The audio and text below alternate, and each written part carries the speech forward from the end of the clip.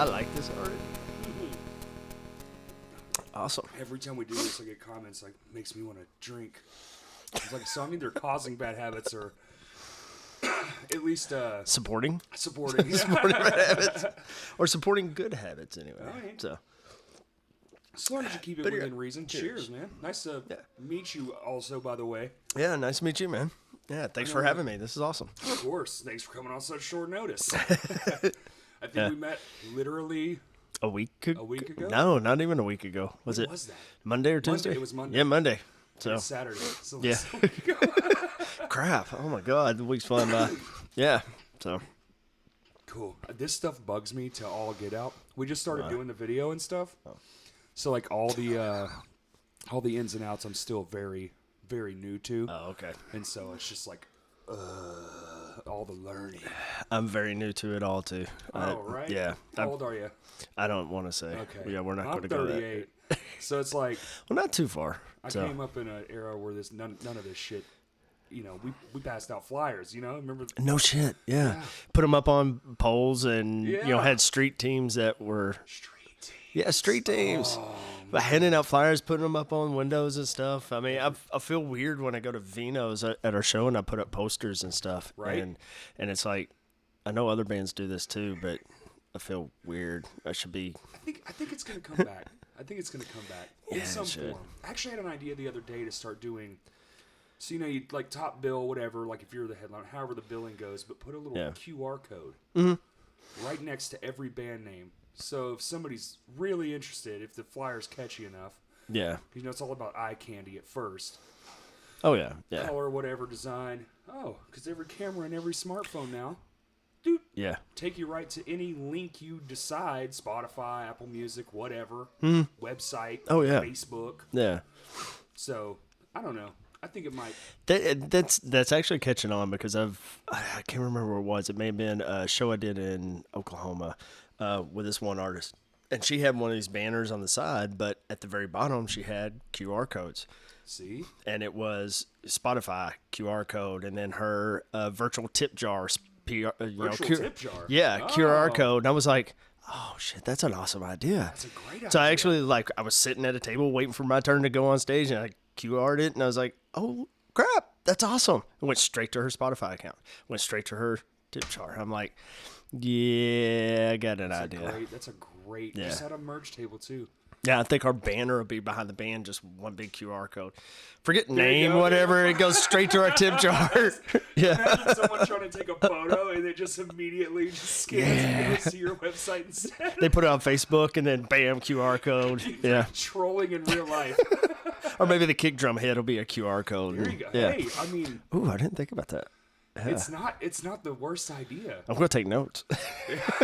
Just go back and watch and be like, all right, well, that was good. That Yeah. was good. That's a little extreme, but yes. What did I come up with? That'll work. Yeah. But I mean, yeah, it's totally different than it used to. But I think what we used to do will come back around because it's kind of like that now too, where like bands making money. You have to get out and tour, and we kind of realized last year Yeah. that's the case. You can't just live off No. Spotify streams that don't pay mean, crap. They don't pay jack shit. No. Was it like 1,500 plays to make minimum wage? Not even that. We had like 10,000 streams or something like that. And I was like, holy crap, this is awesome. Went and looked, $3.50, something like that. I'm like, are you kidding me? Wow. It's not even worth it. We almost pay more to promote Yeah. than we do to get that streams. Get it Yeah. back. Like in used to, you just had to sell a couple CDs. I mean, $3.50. Yeah. I mean, one CD, Hey. and you've made more than that. Exactly. And it's coming back to that too, because we've had people come up going, hey, do you have any CDs? And we have a ton, but yeah, we Records got are huge, CD. I'm too. like, you could, oh yeah, vinyls Massive. coming back. So, but people are, I always say, well, yeah, you could stream us on Spotify, Pandora, all this. And I'm like, well, I just want a CD. I don't even have a CD player in my fucking truck. I've got an older car, so mine admittedly. Oh, Hey there. shit. Hey there. No, it's okay. Derek, come on, bud. No, come here. I'll pet you. Come here. Just don't hit stop. There you go, buddy. Come on. Okay, yes. All right. God, I'm already making groupies here. Wow. Never fails. Oh shit. He's on one today. That's his first appearance. Oh, awesome. He's Jesus Christ. This is off to an amazing start. I have that effect, man. It's just. Well, I've been trying a lot to try to focus on that stuff because I feel like Facebook's dead. Yeah. I think it's gone. I think it's done. It does nothing. I mean, literally nothing. It's just political now. Well, it's that, and it's like if you run a page, good luck. Because if it's not a personal account, which then even if you share your own band shit, it's gonna hit the thing and be like, well, it's got too many shares too quick. Dump it. Yeah. Zero. Whatever people are gonna see it. It's like they want you to spend money now. Like it's topped out. Yeah, the algorithm kicks it out, and then they adjusted everything last year to where, because I have a record label. Okay, cool. Yeah, Pip Rick Records.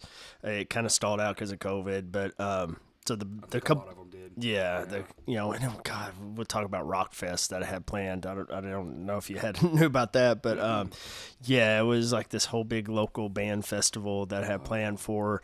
It was June 9th last year. Damn. And it went from, we were going to have it at Hard Riders in Jacksonville because it was just starting out. And I was thinking, okay, maybe Saturday night have like 10, 15 bands. No, we have 54 bands signed up from Oklahoma, Louisiana stuff. I had to move it to. 4-day fest, man. Yeah, we moved it to Friday, Saturday, and maybe Sunday. Yeah. And it was going to be basically River Market takeover. I won't go say what venues headlined out because it didn't make it, but but yeah, it was this whole bigger thing. The Edge was going to sponsor it. Yeah, it was huge, and we had more bands signing up. I was like, hold off, but people were just hungry. Yeah, and then just COVID hit, and it was really getting so good. Right? I know, and the magic was coming back here. It was getting close, and that was the whole thing of the festival was just all the local bands coming together, and it was going to be for charity. Sure. We were going to pick a local charity or something like that, kind of like what the van does and stuff. But then we kept putting it off because, let's try it in September. Yeah. That didn't happen. Now we may start it back next year. Fingers crossed. Reach out to the bands who did sign up before, see if you can get some comebacks and the ones that are still together. Oh, fair enough. Yeah, dude, that happened too. But then a lot of new birth too. I've seen. True. Yeah. There's been a lot. I've seen a lot of. It's like ebb and flow, I guess. Where all these bands broke up, but maybe they were probably going to anyway. Yeah. Because what's a year not playing a show? Yeah, or that's plenty of time to write, which exactly. I say that. We haven't gone in the studio yet, but I have a ton of songs written. We rehearsed earlier today, just me and my drummer, because our bass players couldn't get free. He's, trying to work extra and stuff like that. Yeah, we're just Fantastic. 3 piece. That's great. Yeah, we tried some guitarist out over the years that just didn't work out for multiple reasons. Right? 3 people. I've been in a couple of 3 pieces, and it is so sick. It's easy. We're tight because we toured for so long, and it's just I love it. But it's still hard to schedule. It's still hard. It's like there's just 3 of us. What the hell? It'll always be a problem. Yeah. At any level. And then there's 8-piece bands that are practicing every other day. And it's like, how do y'all do that? We can't even. I mean, God. Money. But yeah, pretty much because we all have day jobs, and we were all essential jobs during COVID. Same. So we just said screw it. Yeah. Forget it. But I woke up at 5:30 this morning, went and poured a shower pan today. Oh shit. I do construction. Yeah. Tile work and stuff, and so I know all about it. And trying to find all your room for your passion too. That construction never stops. Never. I mean, and it's as busy as it's ever been. Been doing it for 20 years, and it's the busiest it's ever been. Which is good. I mean, it is. Yeah. But bad for the hobbies, or not hobbies. Yeah. I guess it is though. I hate people calling it hobbies, but it is hobbies. It's a hobby until it turns into a job. But once it turns into a job, though, parts of it dissipate in the aspect of it being fun. Yeah. Let's call it our passions. Passions. Yeah, not hobbies, our passions. Yeah, because my mom always said that. She's like, "Oh, it's a nice hobby." I'm like, "It's not fucking a hobby. Life, Mom. I just spent a lot of money on this damn hobby, and I'm just a lot of time. And just leave me alone. And kind of, I'm in my 40s. Leave me alone." We put $5,000 on that last record. Yeah. Oh God. And Yeah. we got none of it back. No, I think we're still trying to earn back our first album. Yeah, but it's worth every minute of it. Isn't it? Isn't that crazy? It's like, Yeah. well, you're in my house now. It's a giant wreck, and I could have, but I could have did the thing. I could have gone out and done the thing and got the better job or whatever. I've got good hustle, got good work ethic. Yeah. I do this podcast. I'm in 2 bands. I've got a full-time job that I own myself. Mm-hmm. Yeah, I work for myself. So it's like, That's cool. got plenty of hustle, but I'd rather do that other shit that pays $0 and takes all my money. Mm, absolutely. Like, I don't even think twice when it's like, damn. It's like, it sucks because it's like, man, I got to spend $300 on a single cymbal, but worth it. Yeah. I mean, I went so far as to last year. Most people don't know this, just like inner circle, and it was right before COVID hit, January 2020. God, yeah. Set this beer over here. I'm going back in time now. But yeah, January, I made the decision to just walk away from my house. Yeah. I was going to live in our tour van, which is a 92 creeper van, Aren't they all? and just live on tour and just tour and act and do all that. COVID? January 2020. Yeah. I went to my work. March? Yeah, March 16th is when I came off the road, and it was like everything shut down.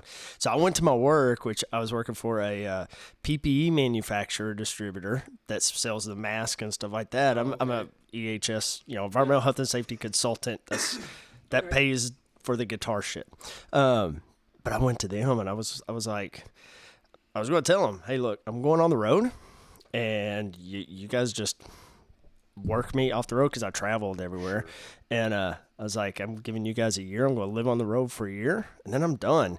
I'm pushing acting, music, and I'm making a run for it. And I was going to go to California for a month and just do films and, solo acoustic gigs and stuff, and then go to Colorado and just do that for a year. That was my plan. I was all in for the passion.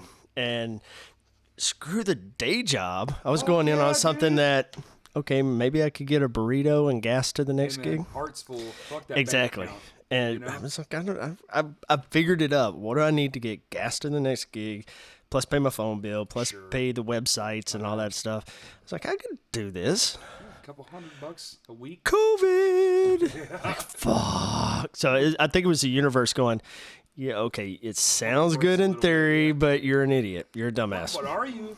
You always hear stories about people like Chris Pratt lived in his fucking car, and then he got that role for that. Well, not The Office or whatever, Parks and Rec. Yeah, and now he's fucking Star-Lord and got all the money. God, yeah. So it's like, maybe it works. I mean, he's not the only one that's happened to. You have to give in to get. You got to go all the way down to go all the way up. I think in most cases, some people are just born into that shit. Just and it just works out for them. But not here. No. Not here. Not here. Not here. And I mean, even Stays in Vegas. I mean, we toured. And it wasn't like flashy tour. We jumped in the truck and the van and went and. I mean, you two-carded? Yeah. Oh, we just, no, we didn't, it was 2-car. I mean, we loaded up in my truck, sleeping in the back seat and sleeping in Walmart parking lots and stuff. And we drove, I remember we drove all the way down to Austin and to play a show, and didn't even play the show. We got pissed off because the band that was opening for us was being bitchy, and then drove back to Oklahoma. And then by the time we got done, we were in the hole $150. Yep. For that whole little mini weekend tour. I'm like, but it was worth it. We had a blast. We made more fans. We sold more T-shirts than we did making money off the door and stuff. And especially it was those first few times out. Those T-shirts are so important. Oh God, yeah, yeah. A lot of people don't realize that the merch. You make money on merch. Yeah. You're a giant musical commercial for your fucking for your fucking clothing store, really. Yeah, absolutely. That's where a good chunk of money for artists comes through. Because if you're signed, dude, all that CD money, that's going to somebody else. Record money, somebody else. Yeah. It's all touring. And if you're smaller, 30 people walk in the door because they don't know who the fuck Stays in Vegas is in, Omaha, Nebraska. Oh, well, they don't know in Little Rock, Arkansas. When 10 people buy a T-shirt, yeah, fucking awesome. It's a good night. Yeah, I think we were one of those reverse bands. There's a few reverse bands. I call them reverse bands that are from here, but they don't have following here. Yeah, there's no following here, but we're like, we have huge following in Australia, Germany, Philippines, Oklahoma, Texas. Yeah. But Little Rock, cricket. It just works that way sometimes. And then there's bands that are huge here, and then when they go out, it's like nobody knows. 7 people showed up. Yeah. Dallas. Yeah. And it's a weird thing. We kind of joke about Arkansas. If you want to make it big here, leave. Well, that's what everyone. Yeah, it's really true. It's true. It really is true. All the biggest names from here, guess what they did? They left. Yeah. At least you don't have to move, but you got to get out of here and go on tour. Yeah. There's just not enough. There's not enough eyeballs on this place, which is kind of crazy because some of the biggest names in music history came from here. But it's so rare and so gapped. I get why any like A&R rep would be like, I'll just catch them when they're in a bigger city. Yeah, and it's screwed up too because every band comes through here with 30 and 40. I know. You cross here. If you want to go to Dallas and play, you want to go to Memphis and play, or Nashville, you got to come through here. Have to. They come through here all the time. They'll stay in hotels. You'll hear, such and such is eating at this restaurant downtown. Whoa. Yeah, Snoop Dogg was passing out fucking canes. Canes and that's stuff. Fucking awesome. Yeah, that was pretty cool. To be fair, though, he's a massive Razorback fan, so I think he might have been in town for a game or something. Yeah, probably. Yeah. So I think somebody said he did a show at George's. That would make sense. Yeah, which fucking sick. You just show up. Snoop Dogg? Yeah, Snoop Dogg with George's. Okay. That's awesome. It's a cool venue, but George's. Yeah, I love George's. I've only ever worked there though. Never played. Yeah, I've never played there. No. I only ever worked there. Fun. Yeah. Had a good time, but I don't know what it's like to play there. I don't either. We've tried. It's one of those sad stories again. We've tried to get into places here and just can't. So one we of just my favorites that we did. Did you ever play at the place? I think it's Fort Smith called the Stone Pony. It was like this bar. That sounds familiar. It was a bar. I want to say it was Fort Smith. I know my bandmates would be like, it was right here, you idiot. It was like an old school honky tonk. Every fucking thing in that place is made of wood. All of it. That sounds familiar. Dance floor. And we were playing with freaking Every Time I Die. So it was very like the juxtaposition of like these metal kids or hardcore punk. I don't even know how the fuck to describe it. Southern whatever the hell. And then just the surroundings. It was so wild. Fun ass night. Great venue. Sound dude was awesome as shit. Me and him became friends instantly because I was going through a phase where I didn't know how big I wanted my drums. Oh, yeah. So I had like a 24-inch kick, and then I was using a 16-inch floor tom as my rack tom, and an 18-inch floor tom. That floor tom right there. You did the Dave Grohl thing. Yeah. I was thinking like Animal. Like, Animal. Yeah. Yeah. Oh, yeah. Muppets. I was like just bigger and louder. That's awesome. And so he's like, is that a freaking 16-inch drum as your rack tom, man? I was like, yes. He goes, that's fucking awesome. That's cool. That's cool. Yeah. And then I was like, you want a real cool trick? Put a kick drum mic on the floor tom, the 18-inch, because dude, do that. That would be thick. Start doing that. We just did it at our Halloween show at Vino's. Really? Because I was, Brian, Brian? Yeah. And I was like, yo, you want to Yeah, Brian's awesome. Dude, he's the best. Yeah.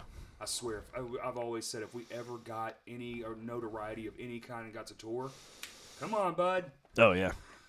Immediately. Any show we walk in and Brian's the sound guy, I was like, oh, thank God. Okay, it's like, Brian, come here. He's like, hey, man, what's up? Yeah, but he's freaking awesome. Yeah, the kick drum under the floor tom thing is awesome. Okay, especially we're going to for try those that. big parts, dude. Just bring an extra one because, they don't have an extra one. I just so happened for some reason it was in my setup because we're doing recording and stuff. Yeah. So I guess I just had the mic in the box. And I was like, oh, dude. Like, plug this in, put it on the thing. Vance. Oh, my God. I never thought about that. We're going to try that. I learned it in Austin. playing at the Red 7. Okay. Sound guy was in a band, a touring band, and he was like, same setup. It was around the same era, so I was doing the same thing. He was like, I'm gonna try something I saw at a show one time that he was playing, and did it. And I've been squawking about it ever since. We're gonna try that then. It's fun. Just to see. It's fun. Take it. I mean, Midtown probably won't do it because he breaks his kit down to a bare minimum because the stage is as big as his table. So that's the stage, huh? Yeah, that's my favorite venue. Pretty much, yeah, pretty much. But yeah, Vino's. Yeah, we might try that at Vino's. Oh, it's the best. Yeah. Yeah, you'll love it. Cool. Did y'all do any live stream stuff or any kind of internet anything like a? Yeah, we did at Wolfman Studios. Oh hell yeah, we did too. Yeah, we did one show there. It was so weird. Loved Tedford, Jason Tedford, and Wolfman. So want to go help support him and just, but it was just kind of weird. It was like practice. Yeah. Like no one's there, but they're watching. Yeah. But you don't know who because there's not. When we did it, there wasn't a monitor we could see like any kind of interaction. We just kind of had to look at our cell phone. Yeah, we didn't have that either.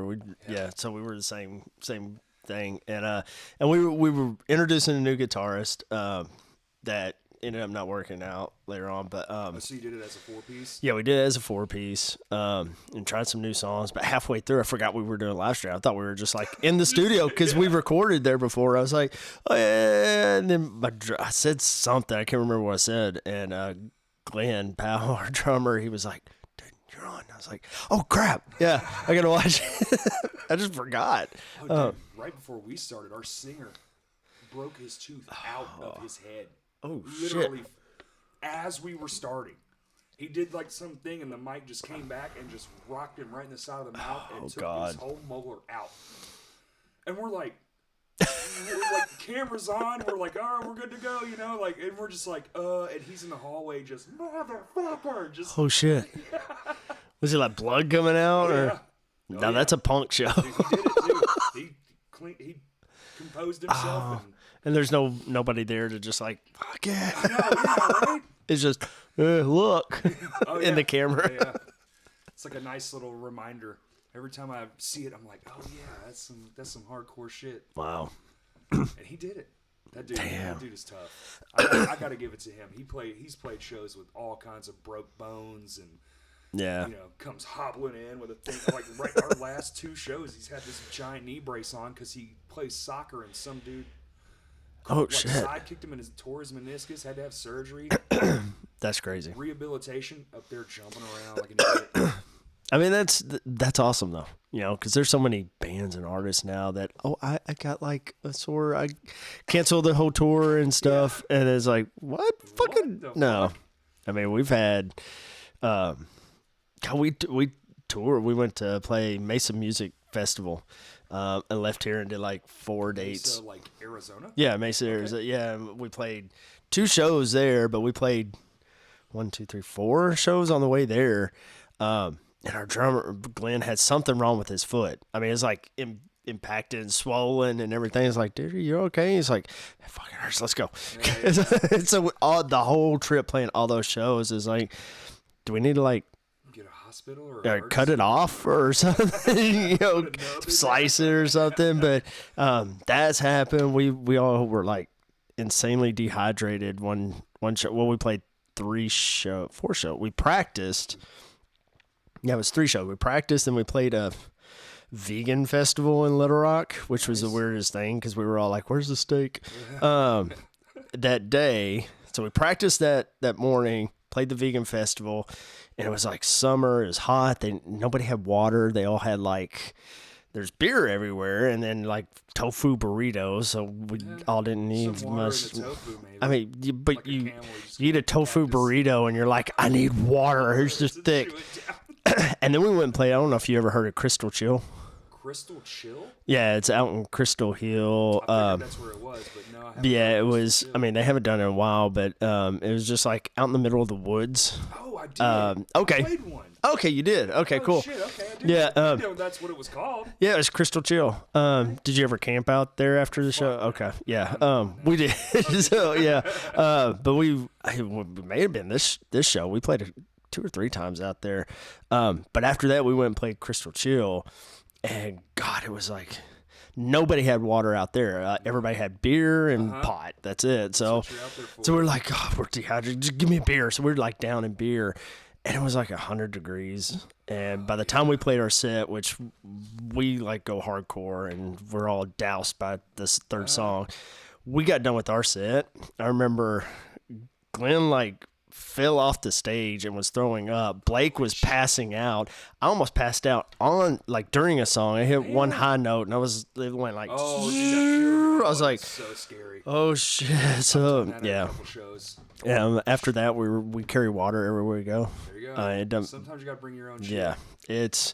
But we played through it. It's like, yeah, we're doing it. We're doing it. Dude, yeah, we played in a fucking warehouse one day, one show, and like, gonna put on a show, gonna do the things, gonna be crazy, and we're young too at this point, so we're really fucking crazy. And it's like they closed the door. It's the middle of June. It's a metal building filled with concrete and skate. The hell? It got to like 112 or something in there. Holy crap! And literally just the most miserable I've ever been. And it was probably every bit of 98 outside, and so like just get off the stage and I'm like, that fainty blackout, like zoning in, and open the door and it feels like the fucking air conditioner just hits you. Ooh. But it's 100 outside. That's how fucking hot it was in there, dude. That's the most miserable I've ever been. And the drum riser, because fucking drum risers, dude. I like and hate them all at the same time. Yeah. Equal amounts. They're fun, but man, when somebody doesn't lock the damn thing together, or they built it, their cousin helped them fucking frame it, and it's missing all the center supports, so you're fucking playing. Oh, there's only like one stud center support. Yeah. That's basically what this one was, because it was just, my cymbal stand was just doing this the whole time. God. And I play a lot with my eyes closed for some weird reason. No. Just going hard in the paint, banging my head so I don't want, my hair hit me in the eyes or sweat or something like that. And it's kind of like the old Vino stage that had the hole in the middle and the hole over here. I replaced that stage. You want to know what that what that trampoline? Yeah. What was literally nothing. Really? It was broken in 4 places. I have pictures I'll show you after this. It was broken in 4 places. All the center supports had fallen down. Oh, God. And the only thing holding that fucking piece on was the edges of the plywood touching the 2x4. You're kidding. No. And one of those was broke. I don't know how many times I've like jumped as high as I could up and everybody. Yeah. I remember I fell through the hole, that little port hatch a couple times, but for the microphones up front. Yeah. I mean, I knew it had a lot of bounce because I was like, hey, I could jump higher on Vino's stage. I'm glad I wasn't there when I was out of town when y'all were breaking it up and replacing it and stuff, and I was all kinds of like just I totally wasn't know. If it wasn't. I'm promised if that lumber wasn't because it was older than fuck and like old school lumber, just strong, basically concrete lumber, people would have been for real injured on that thing, because that's the only reason it was keeping like together. I was probably petrified from so many nasty musicians and puke and alcohol. And I don't know if I've said it on here before, but something really fucking awesome we found under that stage was the original stage. Really? Yes. No shit. The original wood framing to the original stage, all they did was build off of it. No shit. I didn't know that. Back left corner where it used to be. Yeah. It was still there, dude. Holy crap. And guess what? It still is. Y'all left it? We left it. Awesome. We added on to it again, but better. That's cool. Yeah. That's cool. Kudos to you guys. So when you walk to that back left corner, you're standing technically on the old stage, on the bones of the original. That's stage. Awesome. I'm glad y'all did that. Very cool. Yeah. Oh, dude. Once we figured out what it was, because I was like, because the front quarter, like the front, whole front, and then the far right side, basically where the drum's over. Yeah. That's all like modular, just basically 4 fucking legs with some cross brace 2x4s and like one down the center. Oh shit. Yeah. And it lasted for years. Years almost. Wow. Like, yeah, dude. That's luck. It's luck. It's pure luck. Because that's not craftsmanship. That's just pure luck. And you can see like decades of repair work because like the materials would change and shit. You know, somebody had to crawl underneath there at some time and do repairs. And you would find like deck screws like stripped out, halfway driven in, and somebody just goes, "Fucking good enough." Yep. I don't want to be here. I'm getting out. The front of the fucking stage, remember them shitty hinge doors? Oh, yeah. They used drumsticks as spacers. Not kidding, dude. I have photos of all this. I can back it all up. It was... That's awesome. Everything we took off, we found a new fucked up thing. Yeah. And we were like, how? You know, you really need to do a podcast on just Vino's history. Man, I would love to. I don't know if the guys would want to do it, but that I'm would be sure they would. Awesome. I'm sure they would, because, I mean, Vino's is, I say this all the time, it's like our own CBGBs. 100%. The history of it. A sought-after venue. People loved coming here. That and the original Juanitas, when bands would come through here, man, they loved it. Yeah. Great staffs, great food. Both places had fucking unreal food. The sound systems were top-notch for the time period. And I'm not talking like the 2000s is when I came through, like started in like 99. But even before that, I mean, you can go on YouTube. Well, this shows all the time in the 90s that were just fucking 300-400 people in that room. Yeah, this will date myself, but I played Vino's the first time in 96. So I think it was 96. Had to be 96. I got married in 97 and then had to quit, like take a music hiatus when I got married. So it had to be 96. When did Vino's open? Like 93? As Vino's? I'm not sure. It was something before that. Yeah. It was kind of the same thing, just then they changed the name. And yeah, but so many things have happened there, and it was 90s. yeah. 90. It could have been 90. Yeah.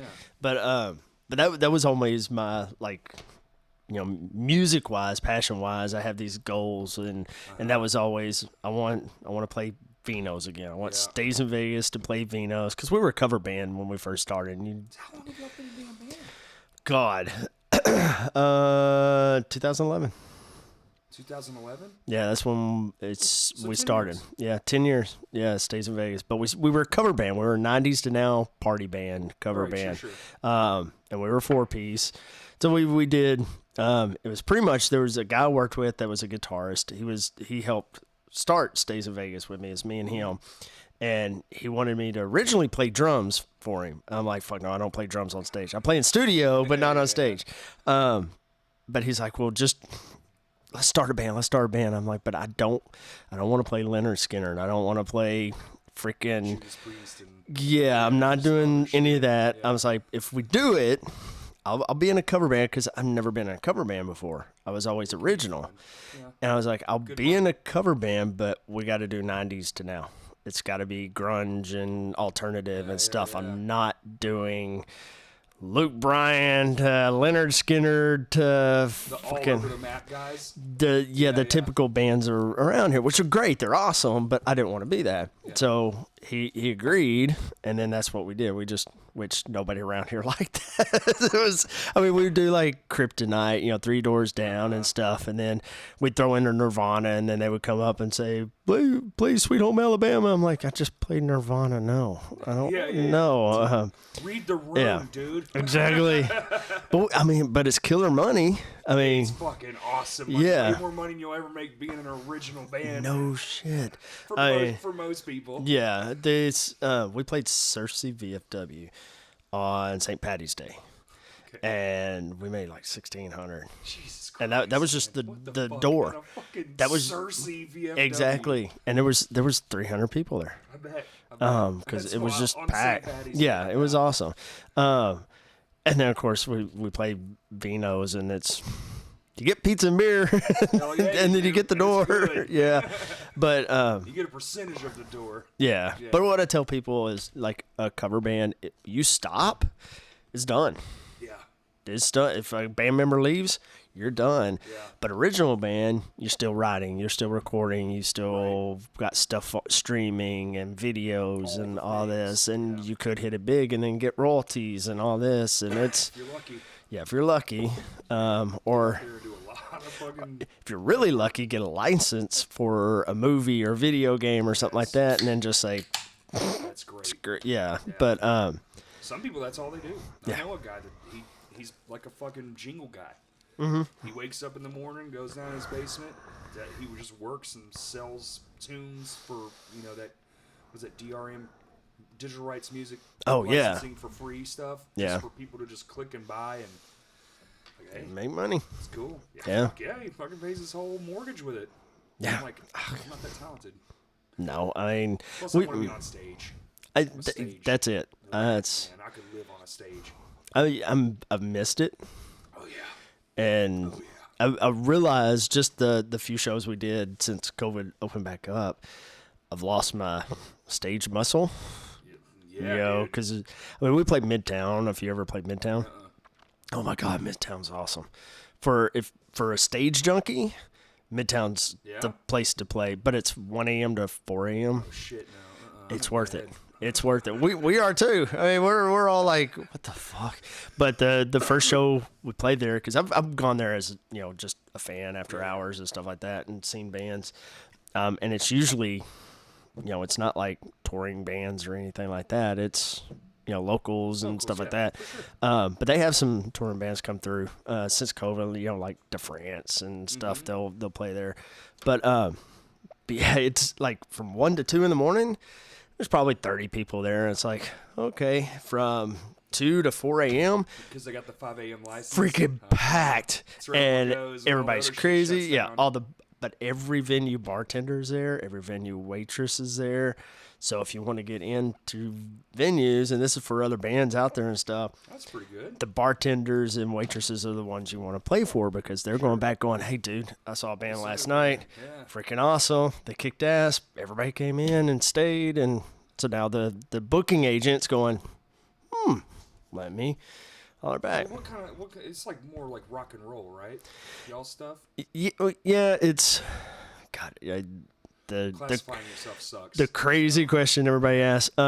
We put it on our billing as hard rock, grunge, punk mix. Because we go from like Helmet, Nirvana stuff. We play some Dishwalla. We got Dishwalla cover song we do. Counting Blue Cars we cover. We got some acoustic stuff on our albums. We never played that live. So it's kind of like a hard rock metal to punk rock. Okay. We play like some Ramon sounding songs, and then so we try to mix it up where we're not just metal. Sure. Punk. Well, if you're playing at bars and stuff, you can't just do one thing. No. People get bored real quick with it. Yeah. We've done it a couple of times, and and other bands I've been in, one fucking hilarious. We played like a family fest thing in like Conway. Oh God. And we were heavy as shit, and I was just like, I don't know why we ever agreed to this. I think our friends were also playing it, but they weren't like we were as far as like tonality of the music. Yeah. And it was a big fucking mistake. Yeah, but that's the great thing about music because you can never really gauge. Yeah. Like you could think, okay, this is going to be a great festival, and then you go and you're like, okay, that sucked. We'll never do it again. Sucked. And then the next time you'd be like, okay, we're going to play this festival. And it's like, holy crap, that was super fun. Yeah, and then you see all these old people down like. So that one blew my mind. We played fucking Maxine's. Oh, yeah. With our heavy act. We've like brought all our lights and shit. We were like, because I was like, we're gonna do it once because they ain't gonna have us back. So let's go. Let's go all out. We brought everything, our entire production, and we set it up on that little ass stage. But it worked. Awesome. But that's one of those things where it's like I'm sitting here thinking, yeah, we're never coming back here. There's no fucking way. Yeah. Like we're being ridiculous on purpose, in true rock and roll fashion. We're trying to piss some people off, and it ended up working. And like I had a 60, comfortably in his 60s. I don't want to guess, but he was in there. Yeah. And he came up to me. He's like, "That was really fun." Mm-hmm. I was like, "Get the fuck out of here, man!" So shame on me. That's what I love about music, man. Yeah, it's we play and not to gig drop, but our last show was the State Fair. We played on Tuesday. Tuesday at 6:30, and it was like, yeah, this is going to suck. Tuesday 6:30, nobody's going to be there. And it was, as soon as we started, it was like nobody up front, humongous stage. I'm like, the stage was a bit extreme. it was I insane. saw all those photos because El Camino played. Did they play the same night as y'all? Yeah, it was us. We played, then Hell Camino, and then Dart from Day One. Okay. Yeah. That stage was ludicrous. Insane. They had all the shit on that thing. The LED wall. Yeah. I bet it was kick-ass, though, huh? It was awesome. I mean, of course, being a three-piece, I sit here on this one side. I turned over and looked, and I was like, hey, Glenn. Hey, Blake. And I was like, and Glenn kept saying, the drum riser. He's like, that's as big as Midtown stage. I was like, yeah, it is. He's like, so we went from playing a drum riser to playing this huge stage. But when we started, people started filtering in from the crowd, and we had like kids, little 5 and 6 year olds, just kids horns up, head banging and stuff, and parents were coming out, and then we had some old people over here, and we're playing from 6 punk. to 60, yeah. Yeah, playing punk, hardcore punk, and some heavier stuff. And we brought out some of our not lighter stuff, but I just thought about something too, though. Sometimes, I guess maybe I never even really thought about it like this. Like as you're saying that, I'm thinking 60. Well, damn, that dude when he was 20, punk was all the rage. Yeah, the British punk wave and all that shit. So that was 70s and 80s. Yeah, and that was a long fucking time ago now. So somebody who's old, they're like, fuck, man, I listened to this shit when I was in high school. This is great. Yeah, the Sex Pistols and the Clash and all that stuff. Damn. Yeah.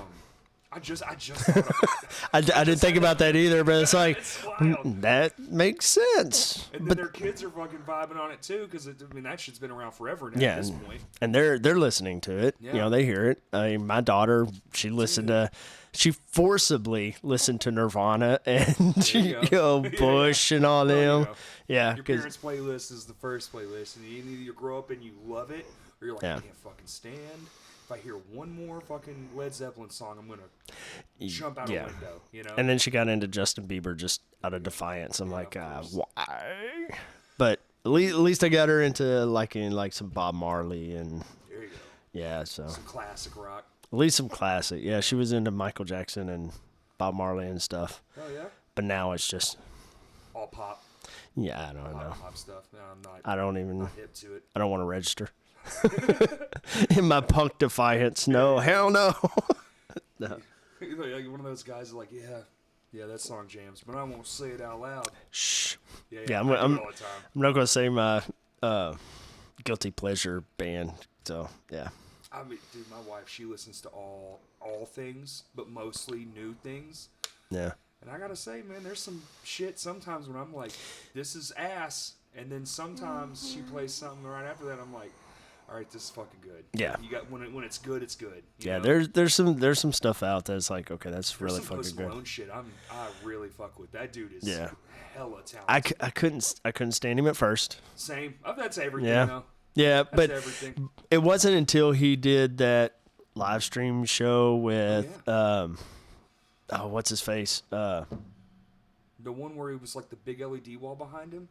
No, it was at his home. They covered Nirvana. They just did Nirvana and shit. The acoustic stuff. Yeah, when he did that, I was like, "Holy fuck!" You know he's a metalhead, right? Yeah, like I didn't know that at first. I thought he was just a shitty pop bars. But then when he did that, I was like, super talented. Okay, let me check him out a little bit. And then he did the country. So I was like, holy crap, dude can fucking sing. Yeah, he smokes like 800 cigarettes a day. Yeah. He drinks nothing but Bud Light. There goes the water bottle. It's fine.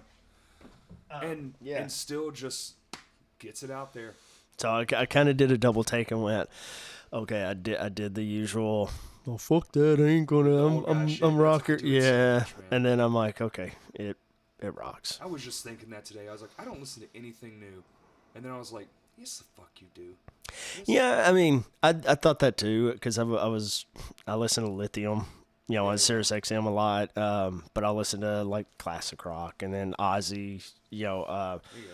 Ozzy, what is it, that station, but I was like, I don't listen to anything new, and I thought, well, no, I listen to Bad Flower all the time, I'm a huge Bad Flower fan. Of course, Foo Fighters has some stuff coming out, but that don't count. I don't think it counts. Yeah, it doesn't count. They've been around for 30 damn years at this point. Yeah. And some of their newer stuff isn't as good. Sorry, Dave. Well, you're not wrong.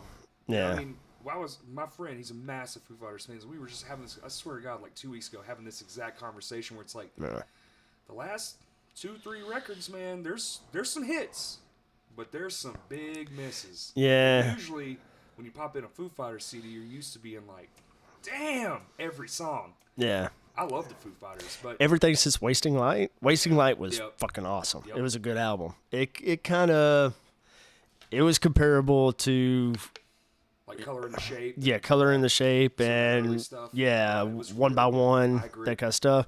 And then after that, I think they went, hey, let's do some different shit. And it's like, and kudos. Yeah. Fuck all want to play the same thing all the time. That's the worst part bands get. You get pigeonholed into your genre, and then when you try to flex out of it, or at least add to it, you get, this isn't what I like. But you got 7 albums of the shit you do like. Yeah, and you're supposed to grow as an artist. You don't want to spit out the same stuff for 7 albums. Worse than the same album 9 times. Yeah. As an artist, if I made the same record twice, I would be like, I'm done. Clearly, we can't move past this. And if we already did it, then our job here is done. Yeah. And one good thing that Glenn and Blake check me on all the time, because I'll write some songs and I'll bring them to them, and in practice I'm like, hey, what about this one? I'll start playing. They'll look at me deadpan, dead serious, and then they'll start playing a beat, and they'll start playing together, and they'll start laughing at each other. I'm like, why does that sound familiar? You already wrote this song. Exactly. And it was like they're playing the beat to one of our last album songs, and I'm like, oh, son of a bitch. Yep. Okay, that one's out. Yep. Or I'll bring one. I'm like, this is really awesome, and it's just reverse of one of the song, and chord progression's the same but backwards. Yeah. So every album we have 2 songs that Blake always laughs because the chords are the exact same chord, but they're a little different. I'm like, no, they're not. It's totally different, and he'll play it, and I'm like, oh, okay. Yeah. Well, we already recorded it, so. You ever do the thing where you write something and everyone has like influences, Like I'm influenced by probably a smaller handful, but there's probably like 10 bands that I'm really like, man, that's what they're doing is just the shit. Yeah. Throughout my, however many years to do it, like 23 years. But we wrote a song, and then a year later, one of the bands that we liked came out, and the exact same riff was on their album. I'm not talking a little bit kind of similar. The same fucking riff, which means we had to write it around the same amount of time. You think about how long it takes to make an album, do the PR, get it out, especially for a bigger band. Could not believe it. I was like, holy fuck, that's the same. And we had to stop playing the song. Yeah. Like I was like, people are not going to believe we wrote it. That's happened a couple times to me. Isn't that wild? One was almost verbatim, like the same chords, same chord progression, same lyrical theme, and the chorus was almost identical too. And I wrote it back in mid-90s, and then it came out like 2 years after I wrote it, and I actually played it live at Vino's, one of the first time we played Vino's, and then 2 years later it came out and just was a global hit. Puddle of Mud, She Hates Me. No shit. And I've got the tapes where I was like making the demo and stuff, and then we practiced it as a band, this cheap, cheesy, idiot band that was in. But it's the exact same chorus. Dun, dun, dun, dun, dun, dun, dun, she fucking hates me. Mine was, I fucking hate you. What the fuck? No shit. And it's the same chords. And the verses are a little bit different, but the vocal pattern's kind of similar. But there's no date. I didn't go in the studio, wrote it. Crazy, it was weird. And I was just talking about a single riff. You the whole song. Wow. And it goes in from clean to, because it was that Nirvana phase. And it's, and I'll play it now. Like we played it as a cover song a couple times. Because I can't, and I've mixed the two. I've started playing it, and I sang some of my old lyrics on the song? On the Puddle of Mud song. I'm like, fuck, I can't do that. And then, it's weird, and I have the tape, and I wish I could there was a way to say, dude was at our show or some way, shape, or form. It's pure coincidence. Insane 1 in a billion coincidence, but that's a wild one. And to be in the same kind of, it's just like 2 years apart. Ours maybe. Was just like think like a chorus riff. It just, but it was, I mean, it was same pick and pattern and everything. I was like, that's what you get for trying to emulate. Yeah. And not like, and it was my first band, so I didn't really have a style of my own. I was just kind of pulling from all the things I liked and being like, oh, let's try this. So it's not surprising that I ended up writing something basically the same as the guy I was trying to emulate, instead of just like taking all the things, mishmashing, and being myself.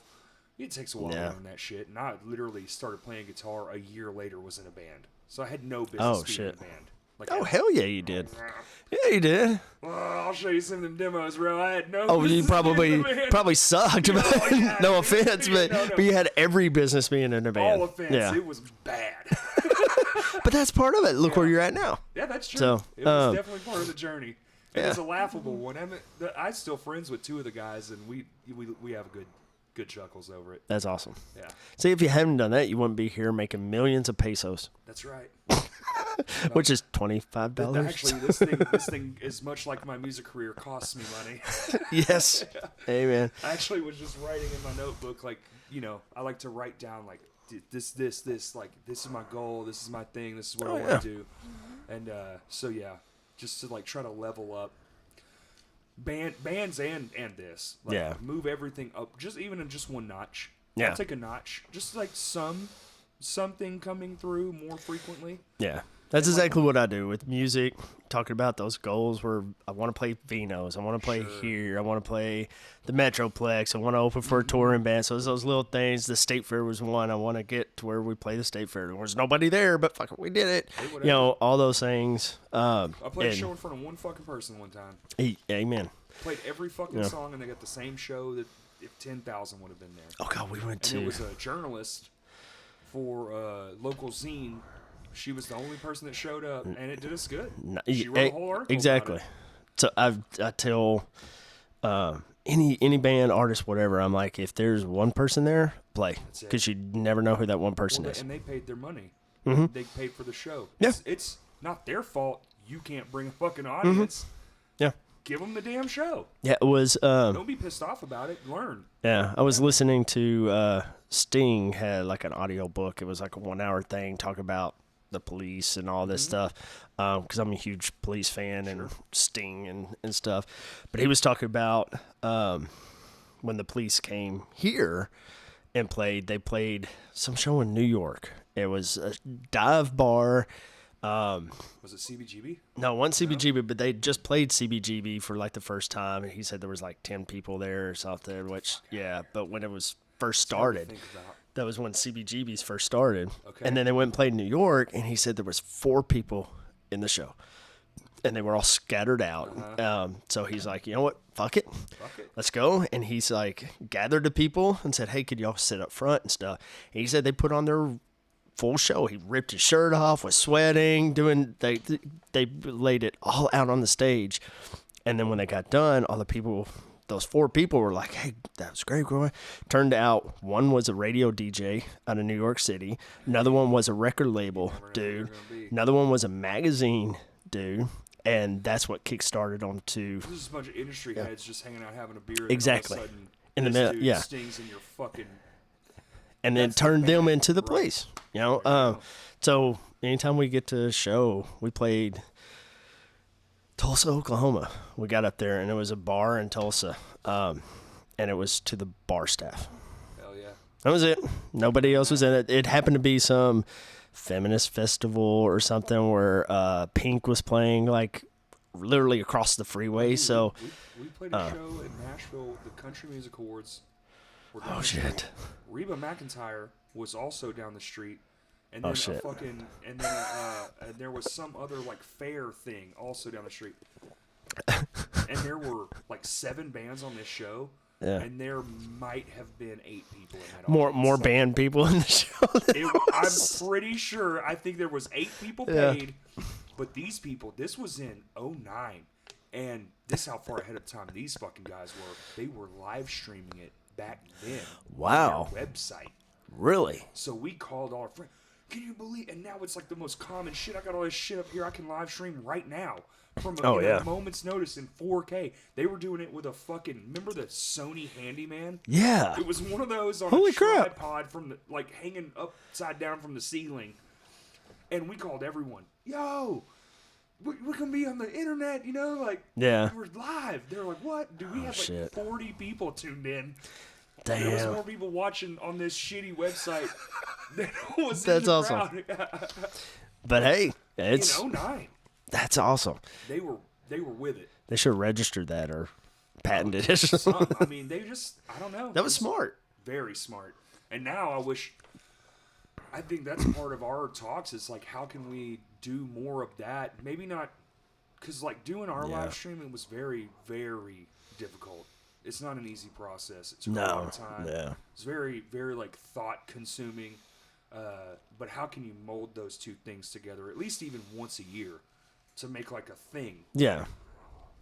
You know, and then the ideas just start flowing out of you. Like, what if we did this, or what if we did that, or you know, this or that. But I think it's viable. Yeah, it's got to be. You know, especially to grow your audience. Like say you're just broke as fuck, which a lot of musicians are broke as fuck. 99.9%. Well, so what's the harm? Say you have a laptop, a fucking iPhone, and a decent internet connection. Start a YouTube channel. Every time your band fucking plays, and then y'all share the links out. Well, now it's not just local Arkansas, Little Rock, who's going to have the chance to see you. Yeah. It's anyone who finds it from anywhere in the whole damn globe. Yeah, and I think that's the key to it is the community aspect. Sure. Having other bands and other stuff share it and promote it and do that. That's an awesome idea, you know, because it helps. If there's other bands on that too, exactly. you share them with your fan base and vice set it up versa. and be like, hey, y'all want to live stream tonight? Like, do y'all want a part of it? Like, no money. Yeah. Take the money out of it. The money will come after. It might be a damn good way to get your foot in the door other places too. Yeah, here's the link. Exactly. You know? Links share like this. And you can go on a QR codes. Back See? to Bring it back around. full circle. Yeah, there you go. I mean, as I'm saying it out loud, sometimes I just have like a stream of thoughts, and it's like that's not bad either. No, it's not bad. It's Especially awesome. If you're new, or just fucking straight up broke, and plus, maybe your friend has a laptop you don't. Yeah. You know. Yeah. Fuck it, bring your PC, set that shit up. Yeah. If there ain't that many people there, you ain't got too much to worry about. Yeah, it's probably not that many people Just have there. your girlfriend watch it. You know what I'm saying? Yeah. Dude, Yeah. I've played so many fucking shows in front of no one. That's the sad thing. That's what God. So many people are like, "Oh my God, you're in a band and you tour and stuff like that." And I'm like, "Yeah, it's not that glamorous. Yeah, it's you spend 8 hours in a truck or van or a car, and then get to the venue, load in, sound check, then sit in the back for 3 hours. Oh, guess how you shower? Wet naps. Welcome to the party. If you're that lucky, yeah, yeah. And an old pair of underwear, like fuck, man. Or if you're a high collar artist like we are, you have a Planet Fitness membership, a black card that you can get. Yeah, I've told a lot of musicians that. Like if you're touring, get truck stops. $25 a month. Planet Fitness black card. You could get any Planet Fitness. Just go in and shower, and then you can fill up your water bottles in there. You can, they give pizza away on certain days, right? Yeah, Friday or some shit. I never understood that. Hey, come in and lose weight. By the way, here's some pizza and here's bagel Fridays. Yeah. But it's free for from musician. Yeah. That is a solid. Yeah. I don't even know if we've ever even mentioned that on here. Yeah, bands looking to tour, get a damn gym membership. Yep. Find the gym that's most in the area you're going.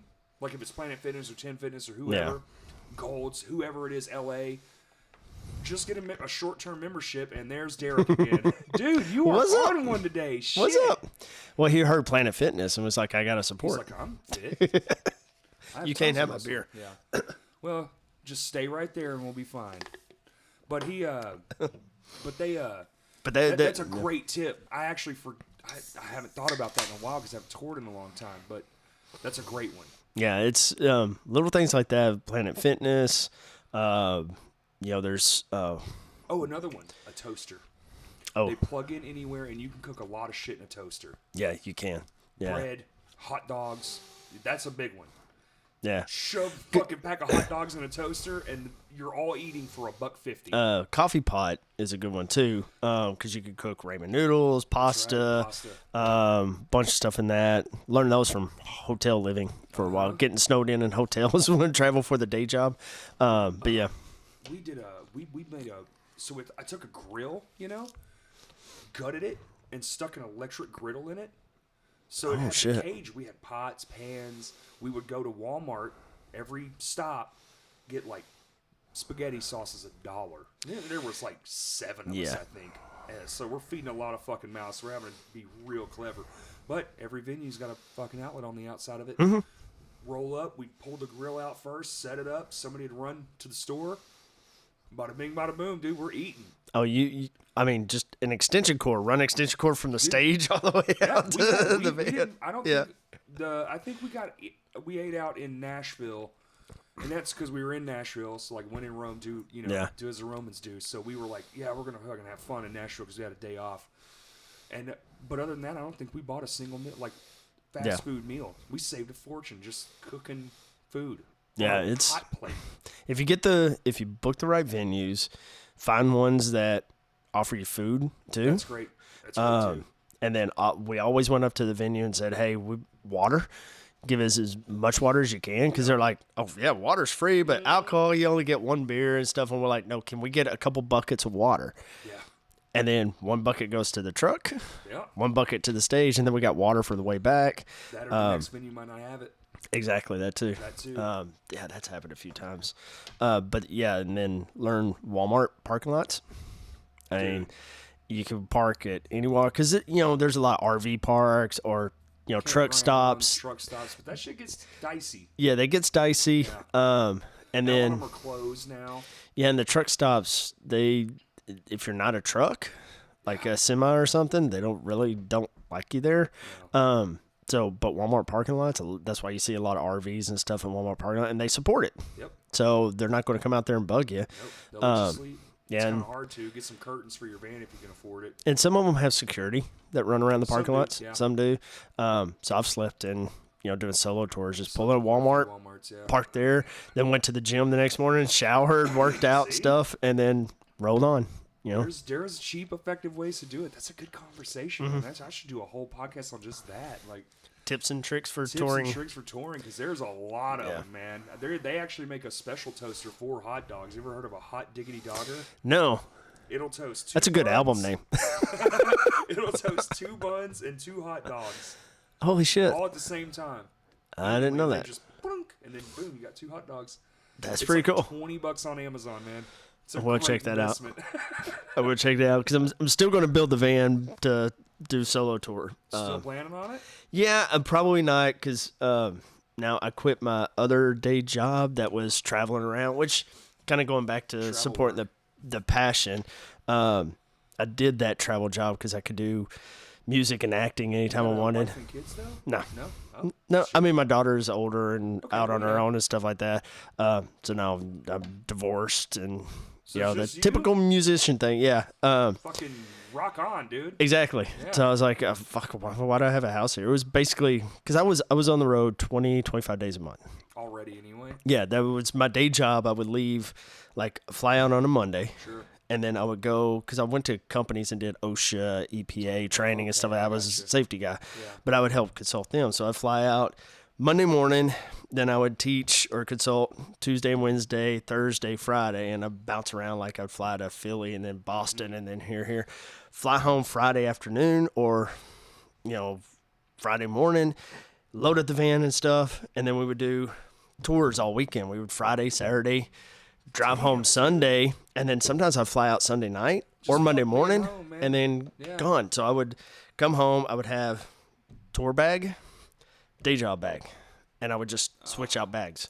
And there was some, I remember one show I flew in from California. I left LA at 11:30 at night, got in at 8 o'clock in the morning, met the guys at my house at 9, and then we bolted on a tour. So that was my life until COVID.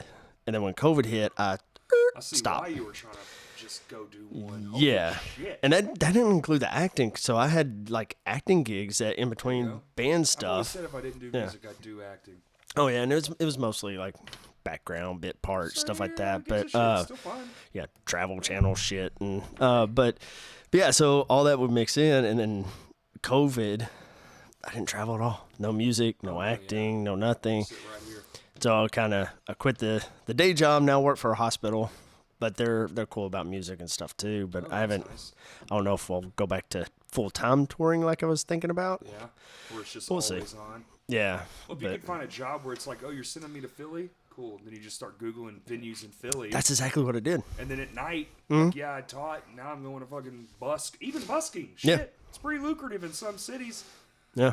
That's exactly what I did. I would, if I knew I was going to be in South Carolina or Philly or anytime I went out to California, if I knew like 2 weeks from now I'm going to be in California, I would get on my dang beach, man, in California. Well, I go to my acting websites and I'm like, okay, what jobs are here? And I would get like a background job here, bit part audition here, and then I would do like a solo gig here. I'd call my booking agent and say, hey, do you got anything in California in 2 weeks? And so I would day job and then night job it, and yeah.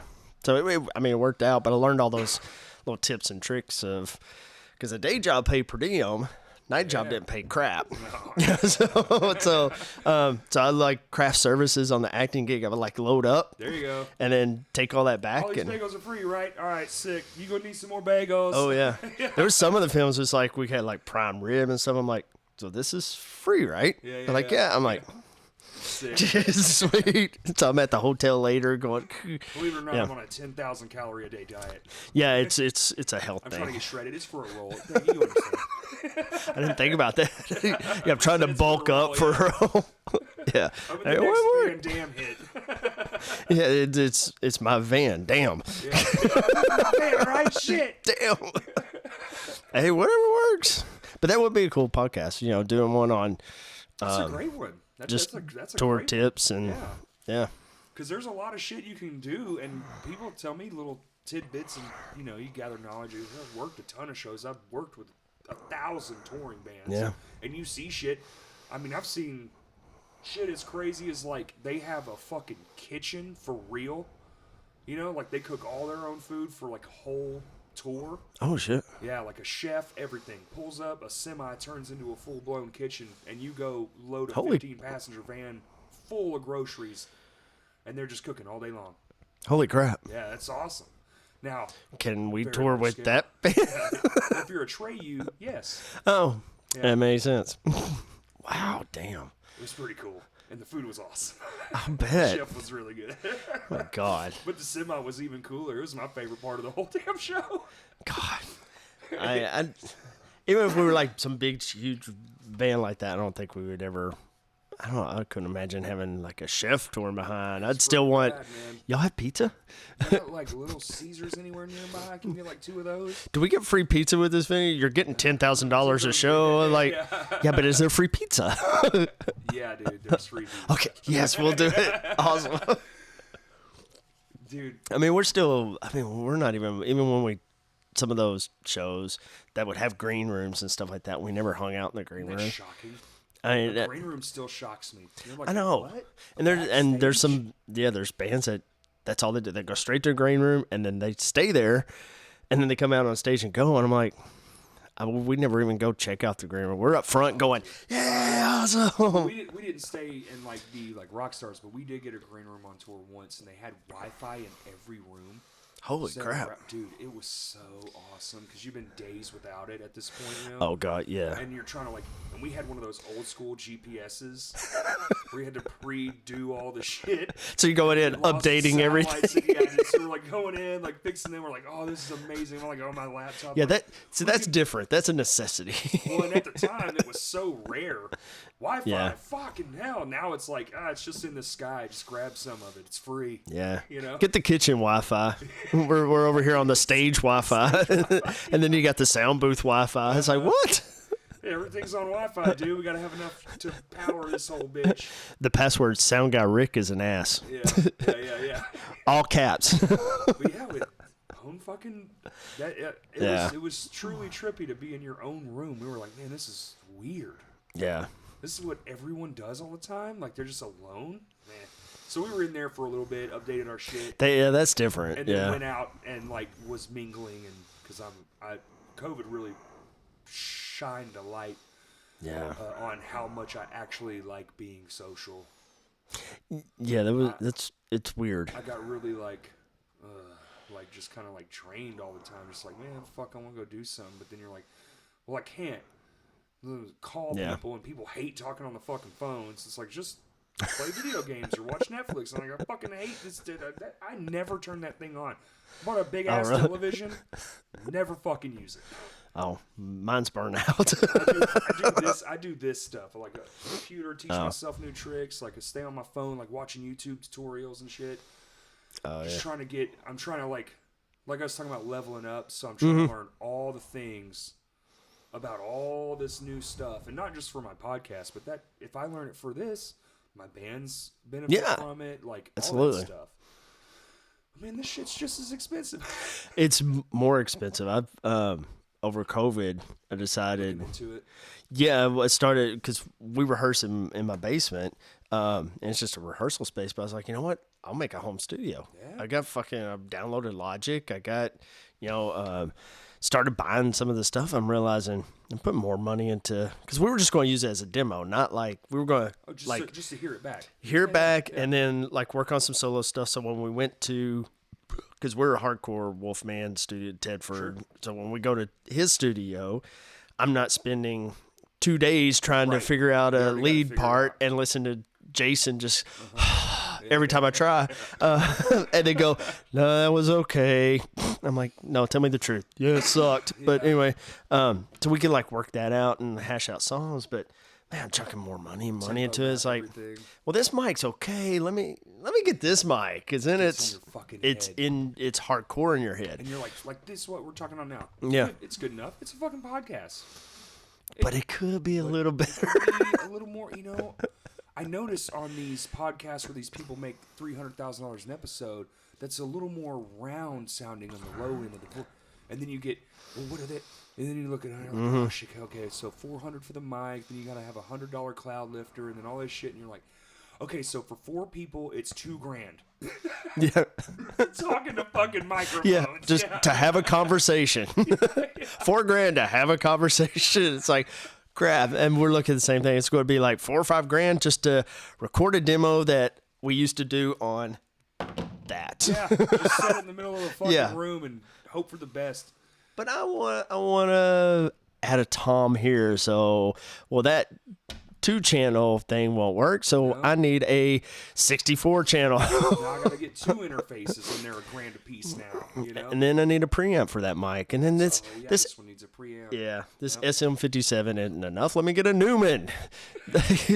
And look it up and go. You start looking at those. Never mind. Now you're real fucked. Yeah, no, it's back to SM57. How do I get $2,500 in 8 days? Yeah. Hello, OnlyFans.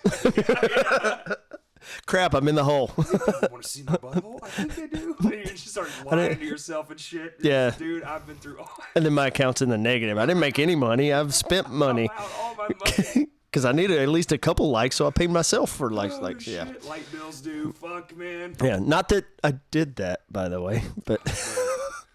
I fucking. At this point, it's like, comfortable living, staying at home. Yeah, whatever. I would do almost anything. Yeah. Just to be able to like focus on this shit more than just like construction. That's my whole day. I fucking just took up half my weekend. Yeah. Spent 3 hours working on that, and it's just like, and I've been doing it since I was a kid, man. I've had a job since I was 14, like manual labor. I'm just like, I'm kind of over this shit. I just would like to do this podcast or a band or something. Fucking.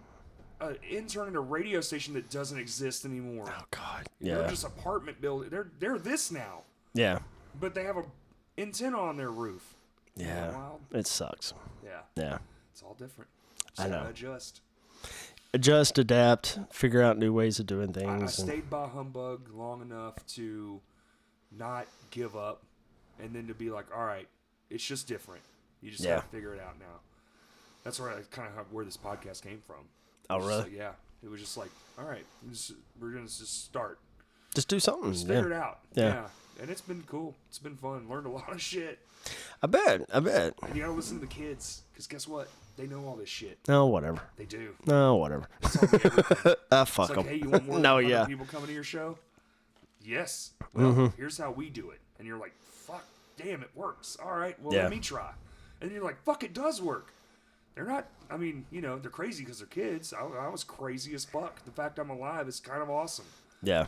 And then, but fuck, dude, it everything works. changed after I got out of high school. Like, I just missed all of it all the time. It was right behind me the entire time. Mm-hmm. It was like running from a fucking tsunami, and then eventually it caught up, and now we're kind of like, I'm like 38 figuring it out. But better late than never. Oh, I know. I'm in the exact same boat. Just not 38, but in the exact same boat. But it's in my day, which was yesterday, which was kind of the playing Midtown thing for us. Remember old Juanitas? Oh God, yeah, it was awesome, and even the old new Juanitas that doesn't exist anymore. The second wave of Juanitas that moved over to River Market. But yeah, old Juanitas was fucking awesome because they had some huge bands come through there. Some of the biggest. Yeah. And then the sound system was awesome. All EV, all local. That used to be an Arkansas home brand. EV was really here. Oh, yeah. I didn't know that. And who was the sound? What was his name, dude? Fuck. Not Mike. What was his name? Shit, Dave. Dave is sound man. Dave's not here, man. Yeah. He would just, this broke. Drive it up. I think it was in Monticello or Mountain Home. One of the two. One of the M's. Oh, okay. And they'd fix it in factory. Bring it back. Oh, wait. Yeah. Was it at the Klipsch factory? Maybe. Because Klipsch was made here. They sold to Craco, of all things. Yeah, Klipsch speakers is now made by Craco. Interesting. The shitty ass speaker. Yeah, but yeah, Klipsch had I think it was in Hope. But they may have made EV there too. I don't know. I just remember it used to be. It's not anymore. Oh, really? It's not okay. anymore. Yeah, I then think it's sold or whatever. I mean, yeah. Probably something. Fuck. I don't know. I guess sound gear wasn't really a bought thing for a year and a half. Oh shit. Yeah. Know? But you gotta go. No production companies. No sound engineers. No one's doing anything. So it's like. Shit, I didn't even think about that. Fuck, I just thought about that. All the people who make all the shit for music. The guitar manufacturers, I mean, they might have still been okay. Yeah, I mean, some of them Live kind of. sound guys were probably, fuck, man. I think the Gibson Memphis factory closed down. Yeah, it's been I think Fender closed a branch. Yeah, I mean, even that's dwindling down and stuff. Well, I'm a massive Fender guy. I was too. Yeah. Different ones, and I just love them.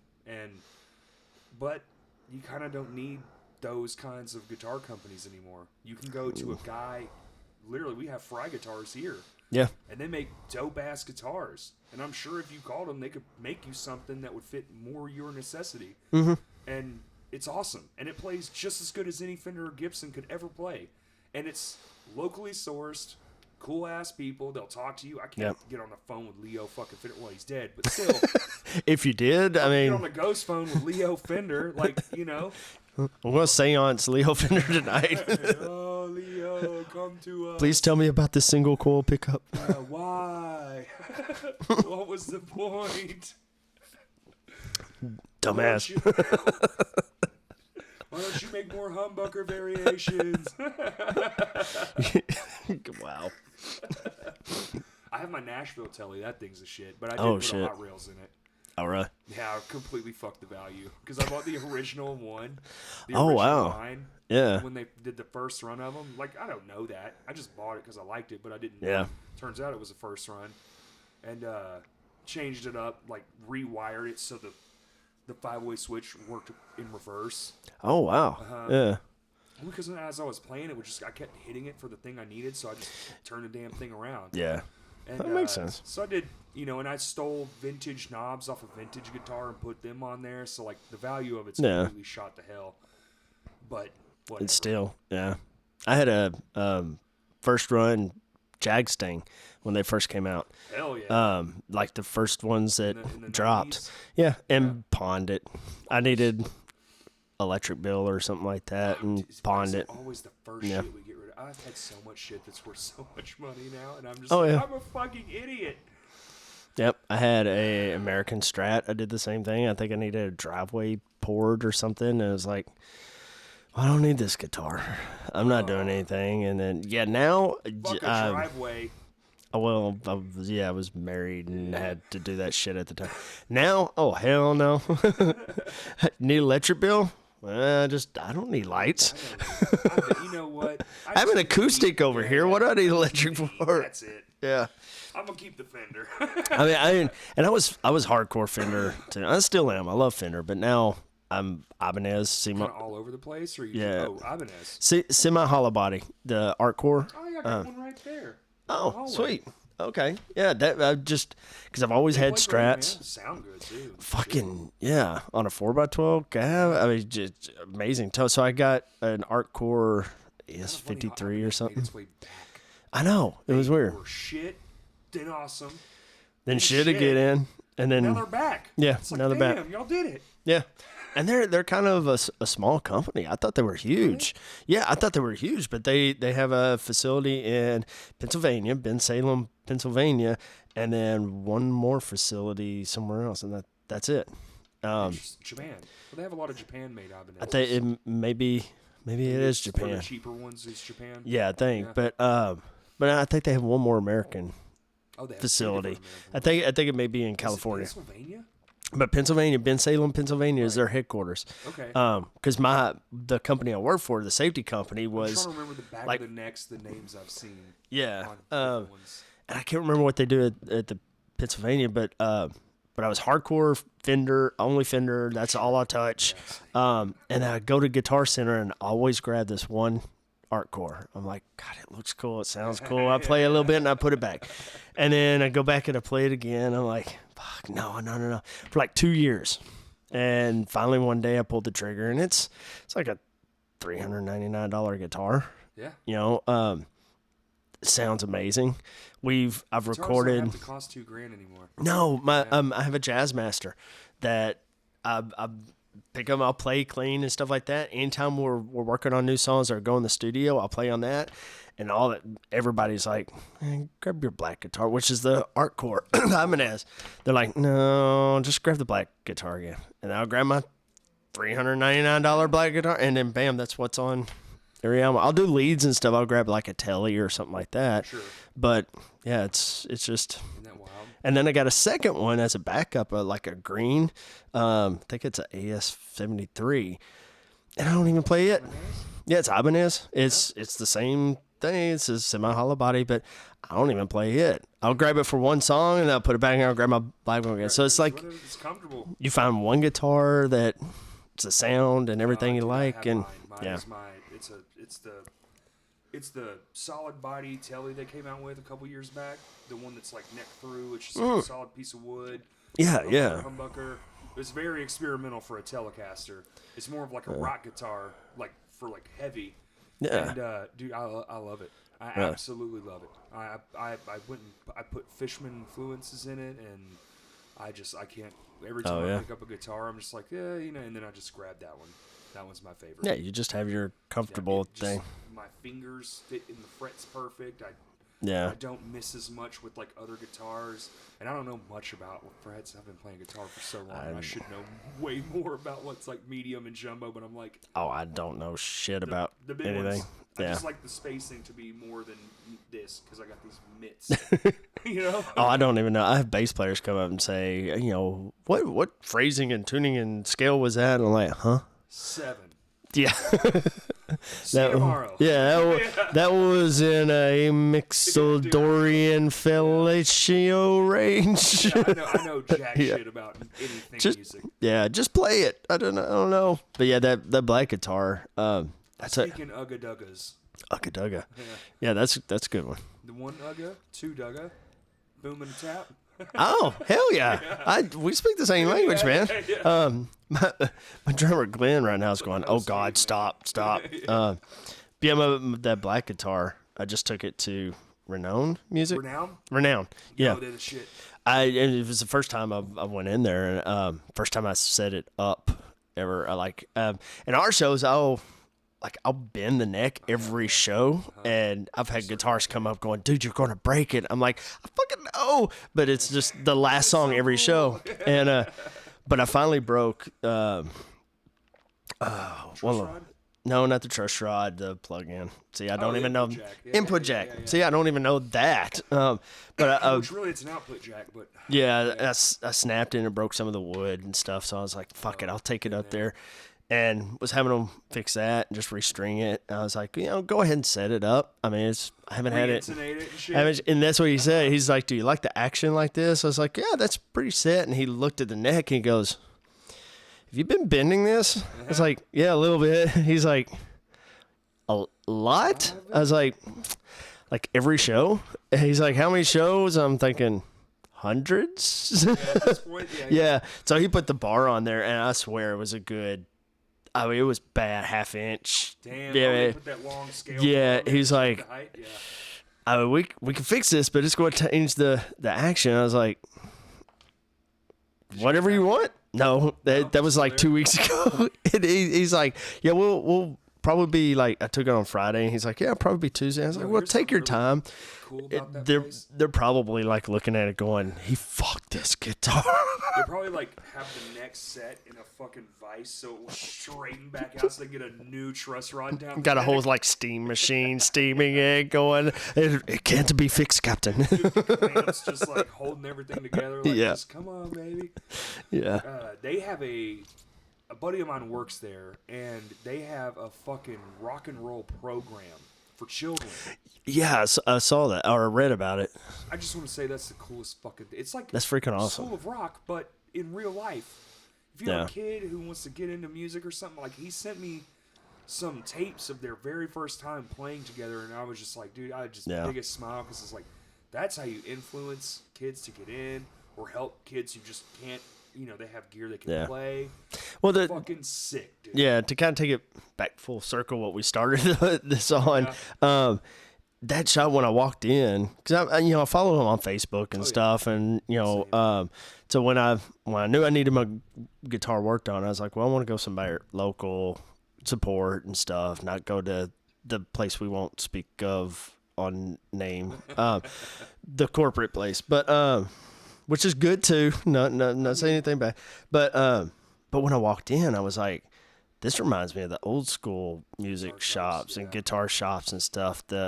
Holy fuck, and they had all the used gear and new gear and stuff and some amps. I was like, holy shit, y'all got some pedals in here. And then they had people teaching them lessons and stuff. And it was like 4:30 on a Friday, maybe at 5 o'clock. And it's like, holy crap. And he came up and was cool as shit. It's like, hey man, let's look at it. And we were just talking about shows and stuff like that. And he wasn't like giving me crap like some of the other places, like, oh my God, you run this guitar. He's like, dude, you like bent the crap out of this, didn't you? I was like, yeah, kind of did. Yeah, very personable. And it was a cool place. I was like, okay, I'm going to come back.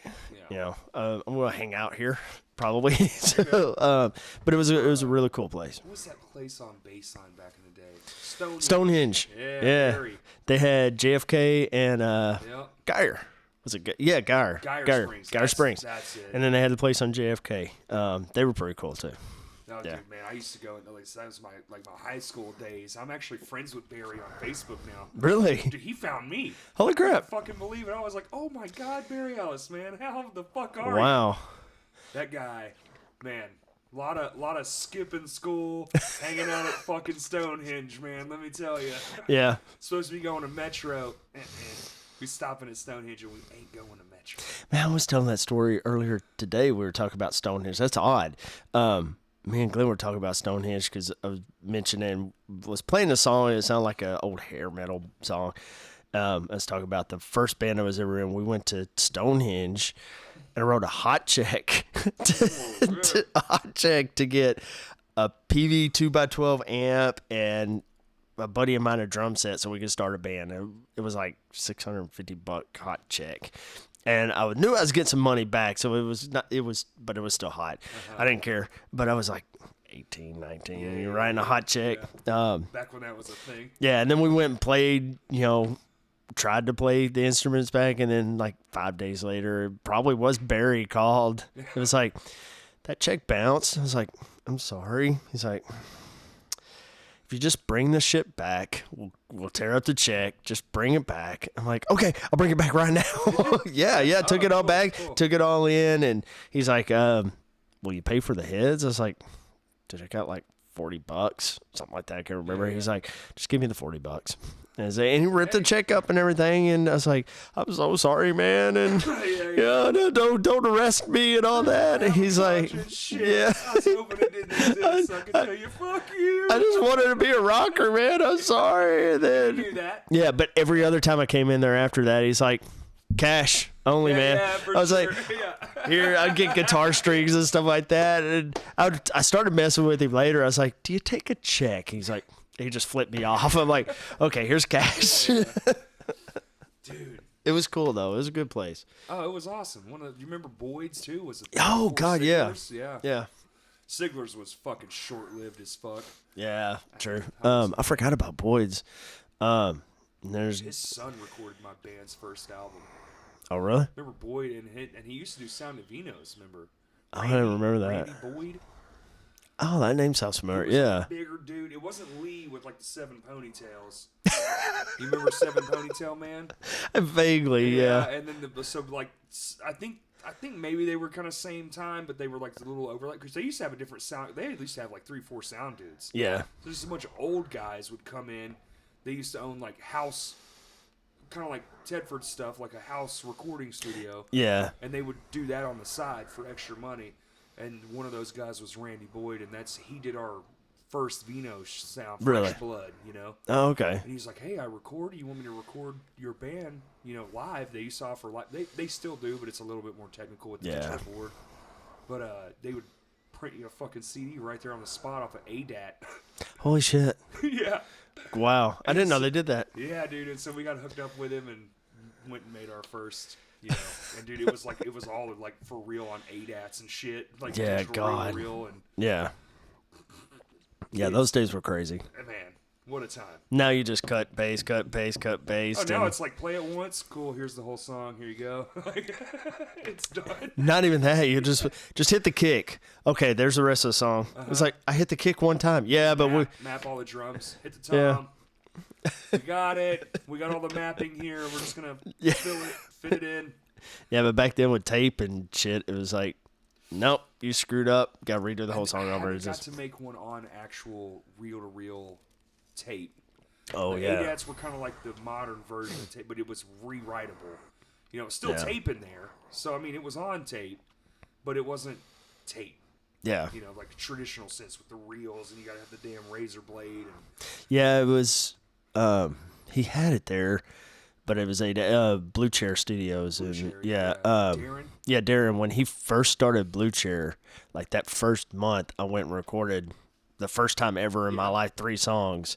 And it was on ADAT. And I did them all myself, played guitar, then went and did the drums and did that. There was a couple songs on our last album I did that too. Played the drums and everything. Which, not our last album, the album before. I've always wanted to do that. I haven't ever sat down and made a self album. But yeah, it was. I mean, it was interesting. It was hard. Get too picky, where you're like. No, it was a little too picky, but knowing what's in my head and then playing the guitar while the drums are in my head. Oh, fair. And then having to go play those drums. Yeah. And then when I'm playing the guitar back, playing those same drums, but then having other ideas, so I change it, and then that changes everything. That changes the beat and stuff, and then going and having the bass, and then but some of the songs, the bass and the drums are the main thing. But I played guitar to it first, so there was a couple songs I played guitar and then chunked the guitar after I get the drums down. The drums laid down. And then, it was guitar track on. Yeah, but have to come in and like overdub a couple cuts. Work. It's a lot of damn work. It's just like fucking click, click, click, click. Yeah. All right, cool. But I still, and I could do it on Logic and Pro Tools and stuff like that, but it's still, you don't get the same feel. It's harder. Yeah. It's harder. I think you can. It's just like setup. You need more setup time for sure. Like get it just right. There's a sweet spot for all of it. Yeah. More than just like, mic up some cabs, do it. We did one. We did a really shitty recording, and then we had a really good professional make it not shitty. And I was like, this kind of has a vibe of its own. Like it, very raw, but polished. He was able to polish our turd, is what I say. I was like, that man can actually polish a turd, and it's still a turd, but it's shiny. Yeah, it just fucking neat. Does it smell as bad? No, because it's like cased, it's like polished. Yeah. You're not polishing that turd right there. That verbal turd is not being polished. Yeah, I got a lot of those. But still, we're trying to figure out what we're going to do with our next album because that's what we were doing today, kind of working out some of the stuff. Yeah. And I want to add to it. I want to mix it up with traditional, going in the studio, doing the hard work and stuff, with the new shit, and mix it up with adding strings and adding stuff. Yeah, I want to put time into it. That's why it's been taking so long for us, because our last time we kind of threw it together some, and there's been some songs that I wrote the lyrics like in the studio. Sure. Like Jason's like, all right, vocals up next. I'm like, 1 minute. Fuck. And then I'm not happy with them because I'm like, I could hear it, and I'm like, oh, that sounds like shit. Everybody else loves it, but I'm like, oh, that sounds like shit. So I want to at least do one right. I feel that. And feel that. Take your time, make sure it's perfect, but don't take too much time, then you overdo it. Yeah, that's the hard. There's a sweet spot for it. I think 30 days. I think if you set, and maybe it's spread out. It might take you 5 months to get those 30 days in, but I think just for my brain, it's like I think 30 days would be. If you set the thing and you're like, this is when we just stop. Because it's good, at some points, it's as good as it's going to get. Yeah. Then you start changing shit, and you might make it better, but you might not. So then you run that 50-50 risk of fucking up something you already did great. Oh, yeah. Absolutely. Or throwing something out. It's tricky, man. I don't like to do that stuff. It makes me so Well, we did that our last time, our first single and our second single, actually, both of them, we recorded like in February or March to 2019 or something like that. Just went in, laid in the drums and the guitar and everything, walked out there going, okay, we got a day in, this is going to sound good. And then went back like 4 months later, 5 months later, and to record the rest of them. And then went back and listened to it. It was like, that sucked. We trashed them. Really? Straight into delete. And Jason was like, I got some new equipment. Want to try it on new equipment. We tried it on, I think I tried it on his Marshall stack or Mesa stack or something like that. And one of his guitars or something. And we tried like different mics and stuff. And it sounded 1,000 times better. So we just trashed a whole day of recording. And just threw it in the trash and then started over. Yeah. And then now they sound much better. Yeah, but I think from the frame of mind of, because we did our first album in like 4 days, and I've recorded like 3 songs in a day doing it myself. That 1 3-day tape, but they sounded pretty good. But I just went in, did the drums in 2 takes, guitar in 2 takes, and so if they're talking 30 days, I'm like, fuck, we could do 100 songs in 30 days. What the hell? No. So if we start taking more time, I know one day I spent literally 4 hours trying to do one guitar solo. Yeah. And it's a trash. It's on one of our songs called Ramona Mona. It's a punk. It's a Ramon sounding song. And I just did a fast rundown. Just that's it. 4 times. Could not fucking get it. I run it through, and Jason would go, start over. Like, fuck. fuck. Yeah, oh, dude. Fuck. Yeah. 4 hours sitting Take there. 173. Yeah. But I'm sitting there, especially when you're funding it yourself. Yeah, dude. And every time you do it, it's like, that was $10. Yeah. That was $20. Yeah. Okay, all those like we threw away $400 right Easy, there. yeah, for sure. And I'm sitting there going, oh fuck. So and that we clump, but it's worth the money and that's kind of what we've been doing. Here's another tip for bands too: play those gigs you don't want to, because the Midtown gigs pay pretty good. Sell the merch. Good. Excuse me. You know what drunk people love? Merch. Yes. They love a good T-shirt. They probably throw up on theirs or blood. You know? Mm-hmm. And if we played a gig in Oklahoma and Lawton, Oklahoma, before we even went on stage, nobody knew us there. It was the Railhead in Lawton, Oklahoma. Nobody knew us there, but half the place, there was probably 20 people wearing our shirts before we went on stage. It's like, nobody knows who we are, but Stays in Vegas shirts everywhere. It was like, this is awesome. And then, we played, and they were probably like, I'm taking this off. Well, it doesn't matter. Well, it's a good name. Yeah, they saw it. It's catchy, but it's also a phrase. Mm-hmm. You can sell your merch to somebody who just likes that phrase. Oh, yeah. Like, oh, that's funny. Give it to me. You Yeah. know? That's probably the best thing I did was name the band that. And it was a placeholder name. It was just we couldn't think of a name when we were a cover band. Yeah. I have people coming up to me all the time going, what's the name of your band? I was like, Stays in Vegas. Oh, yeah, I've heard of you guys. No, you hadn't. You heard the phrase. Exactly. Hey. It's catchy. They're like, oh, Stays in Vegas? Like, what happens in Vegas? Stays in Vegas. There you go. And it's a catchy catchphrase. Everybody remembers it. And it's pretty brilliant, actually. Yeah. I mean, if it was just a placeholder, but it fucking works on another level. It's like everybody knows that fucking phrase. Everybody knows it. Everybody remembers it. Free commercials, every other fucking commercial, right? There's a big sign in Las Vegas that has our name on it. There you go. Stays in Vegas, and it's not copyrighted either. So I mean, it's not. Holy shit. The phrase "What happens in Vegas stays in Vegas" but not Stays in Vegas. Yeah.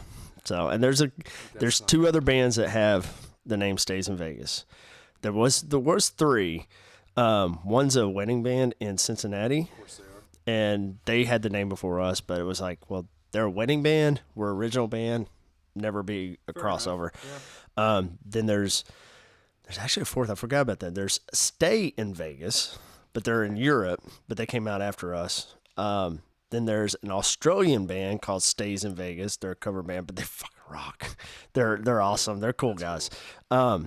And then there was a guy that created Stays in Vegas in Arizona and actually changed the name to Chris Vegas, and he was a fan of ours.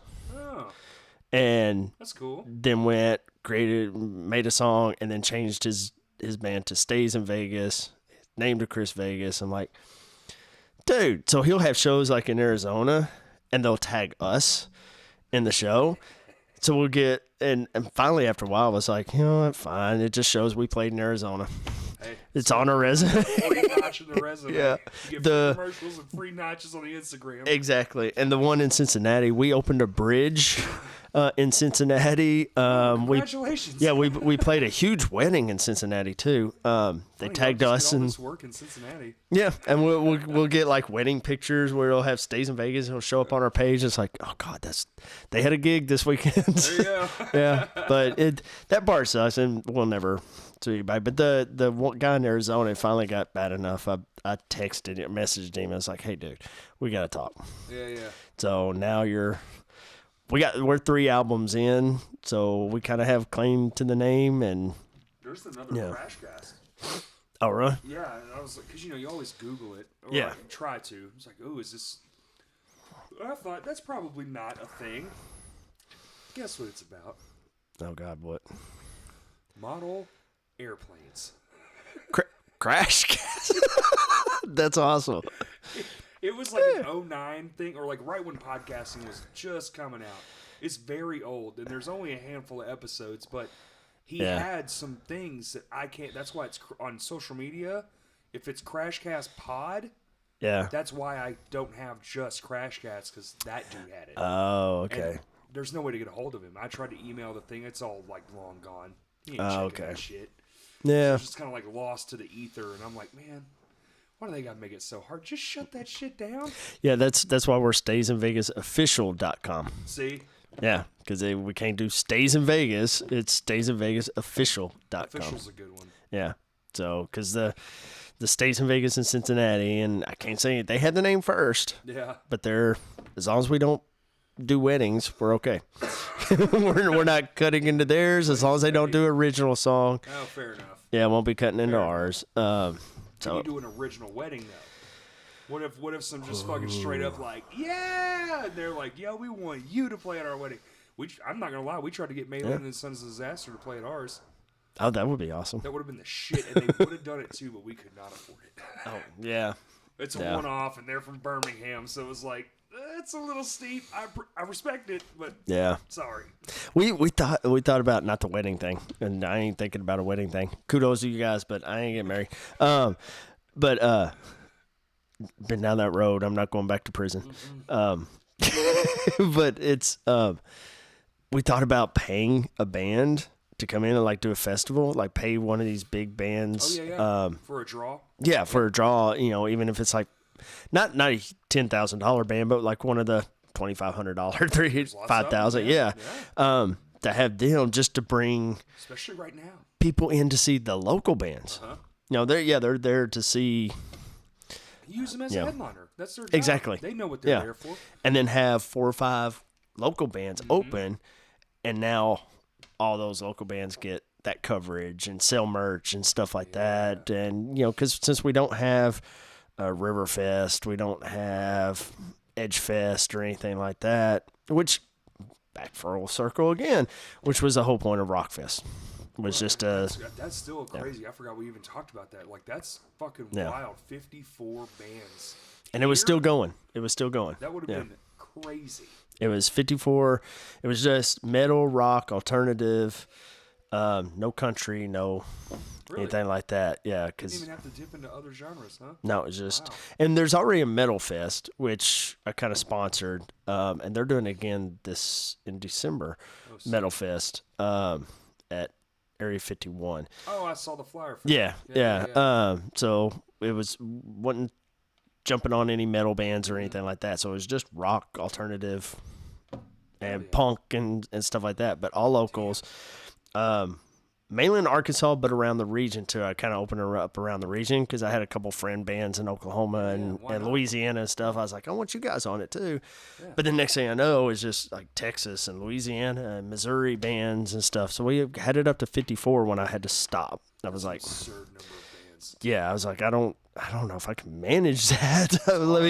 I'm gonna have to get because you're playing multiple stages. There's like you're gonna have overlapping set times, and you have to figure out a way to balance that so people don't get pissed off. They're like, why'd you have fucking X playing at the same time as Y? It's like, I didn't know those were your 2 favorite bands. I'm so sorry. And then you're apologizing all fucking day while you're trying to run a and it show. was 4 venues in River Market. Woo. Yeah, so Friday night, Saturday night. And wasn't sure about Sunday yet because if more bands signed up, do that. Yeah, but it was going to have like some solo acoustic and some smaller bands and stuff play over here, and you'll know the venues. I'm not going to say them on here, but right here at the beginning, and then we had some bigger bands over here, and then some other bands over here, and then some few bands here, and just shut down River Market. Gets it all. Yeah. Exactly. Dude, and then you could bounce around and know, hey, I love this band over here. I'm going to go see this band and just bounce around and have some street artists and shit, dude. Yeah. Had the food trucks already signed up. Fucking awesome. I had 5 food trucks signed up that were going to do it. Scalaburger. Yeah, and then we had one venue that was going to support all the bands. A family food thing, and they were going to cook just for the bands.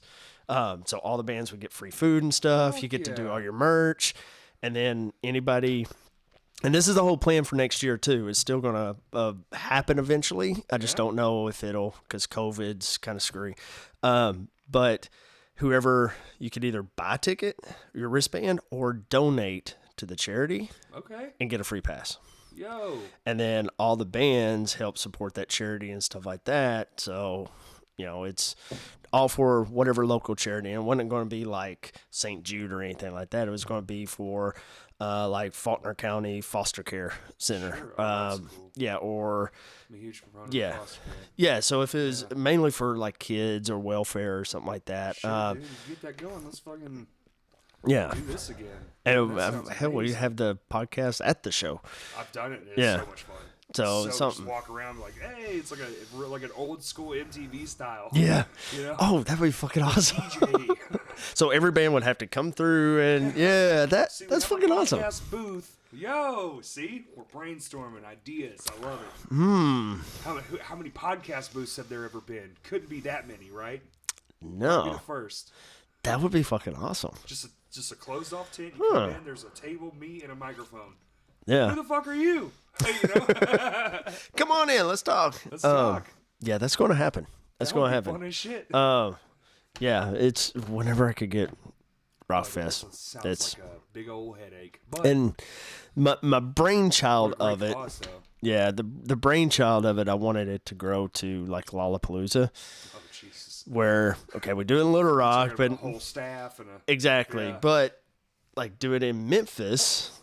But then the local bands in Memphis that play get to choose the local charity okay. for it. And if we do it in Dallas, then the Dallas bands choose Like the move local it around? charity. Yeah. Oh, So shit. it's not for doing it for big places or stuff like that, which are great. But those bands can not go, hey, we have a family here hurting. That's a local band family or something. Can we donate to them? There's your charity. Yo, that's sick. So then they could do it for that. And then they go over here and go, yeah, but we need coats for kids, or like the van or something like that. Okay, that's your charity. You guys, the festival's going to be for that. So whatever charity it needs to be or something like that. Yeah. So that was, That's fantastic. I think, fucking COVID. Well, but it's coming back around. I mean, shows are doing great. I mean, it's still limited capacity, but you're gonna. I mean, everyone is selling out right now, and just because it's like. It's like when I first started, like, used to on a fucking Tuesday, you'd have fucking 200 people in a Vino's just because there wasn't shit else to do. We're back, baby. Yeah. Cha-ching, motherfucker. I haven't seen anybody play in a year. Oh my God. Dude, I'm concert thirsty, man. I've been drinking them down. I've been going to Yeah. as many as my body and soul will allow me. Yeah. Because if it was up to my mind, I'd go to all of them and just be like, yeah, I can just do that tomorrow. But responsibilities, I like electricity and stuff. But Yeah.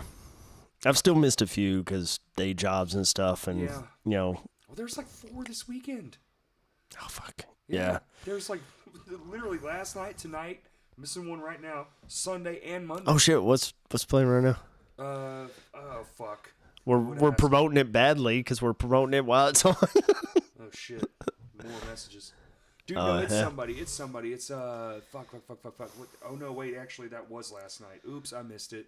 Oh, yeah, it was. I missed it too. I know what it was a Venus. It was. Oh, and then the one at Sticky's to support Maestro. Yeah, that's fuck. Could you cut this? Damn. I don't edit. Now I feel like shit. That's Damn. great. Awesome. Sorry, Maestro. Love you, Maestro. Yeah, I completely forgot. I spaced out about it last night. I was just fucking working till fucking 8. Fuck. I'll just swing by and get you a couple beers. There you go. Yeah. We're handing him $20. That too. Because I think it was for his medical bills. Because I know he's been having some fucking issues, shit. man. Poor Crap. guy. Yeah. He's a hell of a sound man, though. Oh yeah, he's You got to get around awesome. his attitude, but damn, that dude knows. But what he's doing. if you get on his good side, Love it. he's all about you.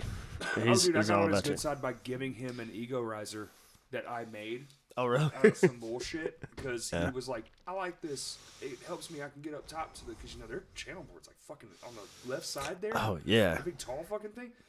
And I was like, cheers, man. I built it for free out of bullshit scrap lumber I found somewhere. He's like, thank you, man, blah, blah. Been the best ever since. And now he fucking clowns me. It's like one time, dude, we were playing, so even after that, we were playing, and I was like, chatting him up and stuff, we're going to the show. It's like, oh, time to go on. Get up there, and this is a band I was fronting.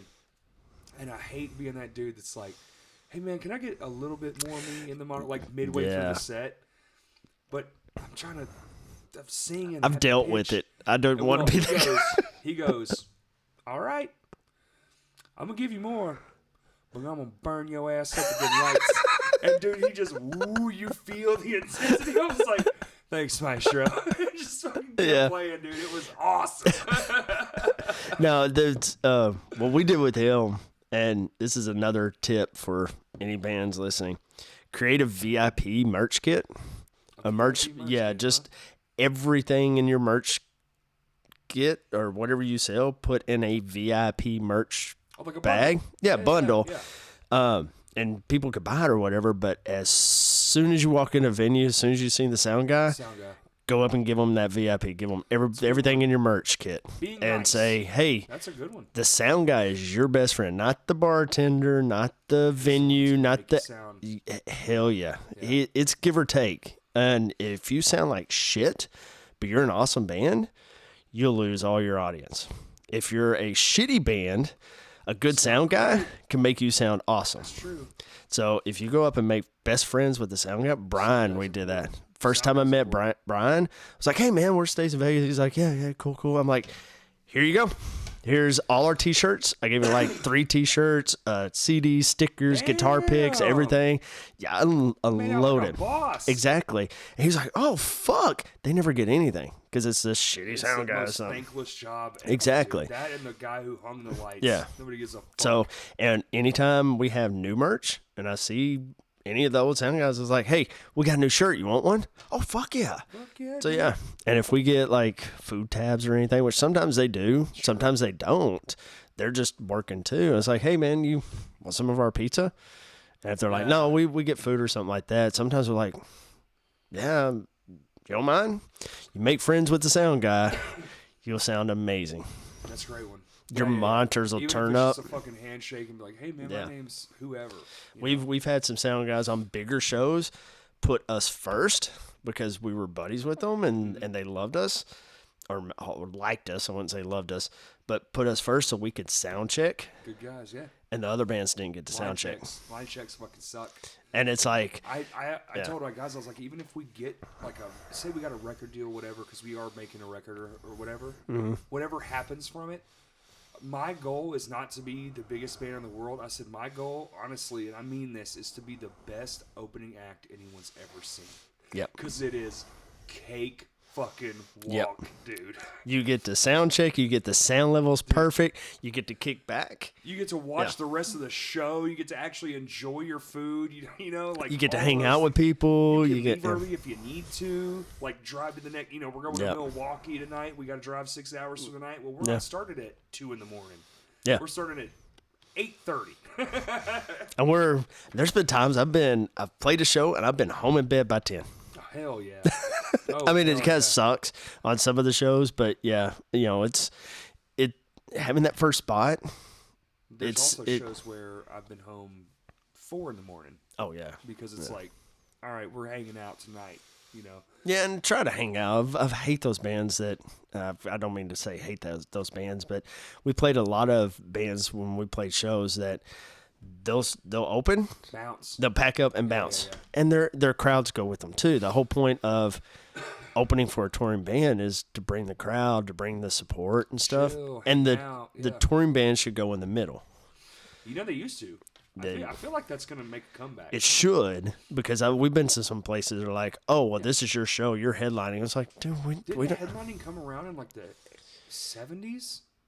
Or 80s? Yeah, 70s, it's a 80s, pretty 90s. Recent thing where the big act is the last act. That used to be like in the 50s and shit. Elvis didn't play last. The Beatles didn't play. They were in the middle.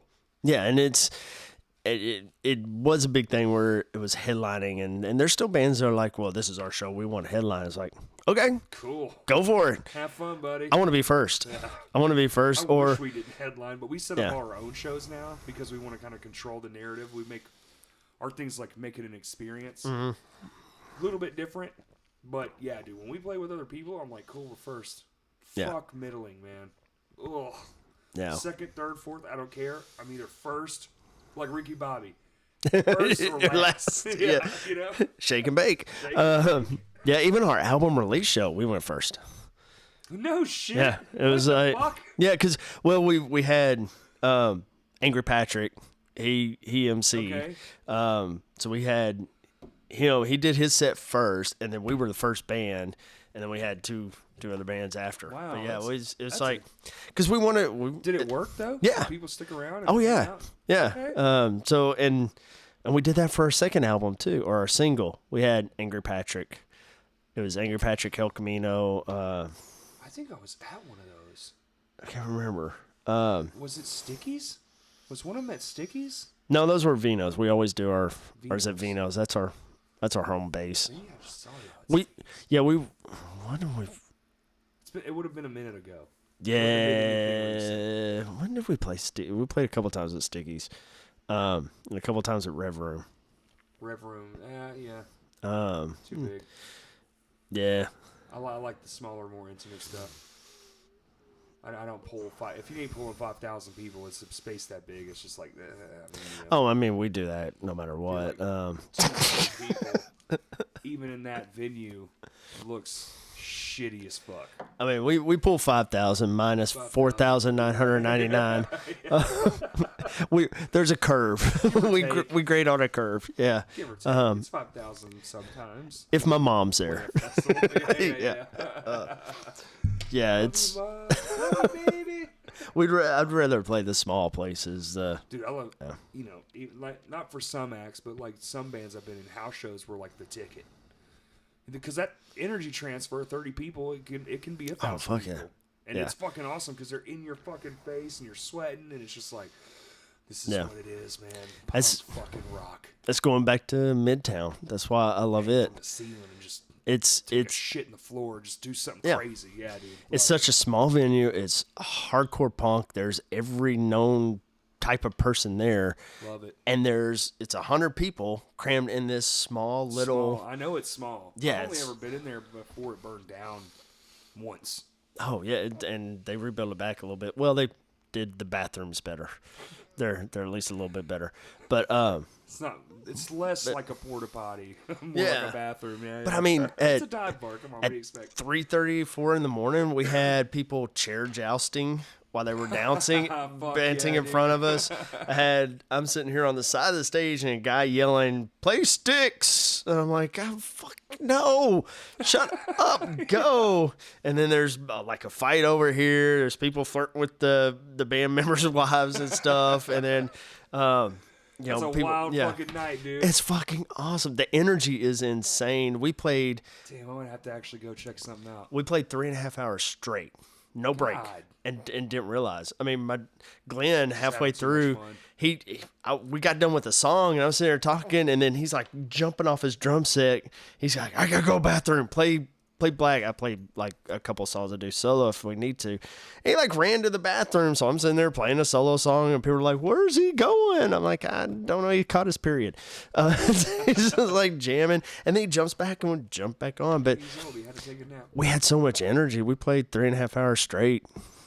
Damn. Just no problem. And then got done. They were like, "Yeah, that's it." I was like, "That's it." Okay. All right, time to pack up. That's every Foo Fighters show. You ever seen them live? Yeah. Oh, yeah, 4 times. Oh, there you go. I've seen 3. I did the Motorhead one. Show. Yes, me too. Yeah, Biffy Clyro. They're one of my favorite bands. Sick. They opened for them. It was Biffy, Motorhead. My ears are still ringing from Motorhead. I never thought I could hear a louder fucking concert. My God. Oh my God, dude. It was like when Foo Fighters came on, it's like, oh, quiet down a little bit. Oh, the radio's nice. Motorhead fucking rocked. Lemmy is God for a reason. I mean, I get it. You have to see it to kind of truly understand. Yeah. But damn. And a 3-piece. And a 3-piece. There you go. Yep. Let's end it there. Let's end on Motorhead. Okay. We've been going for 2 hours. Holy, no shit. Yeah. Okay. Wow. Cool. Awesome. It goes by quick, right? Yeah. Yeah. And cool. When you do the thing, let's talk. Awesome. Like, yeah. That fest sounds like a good thing to be involved in. Absolutely. Just to help out. Thank you so much, man. No, thank you. I appreciate it, man. It was awesome. This has been fucking great. And everybody, thank you for listening.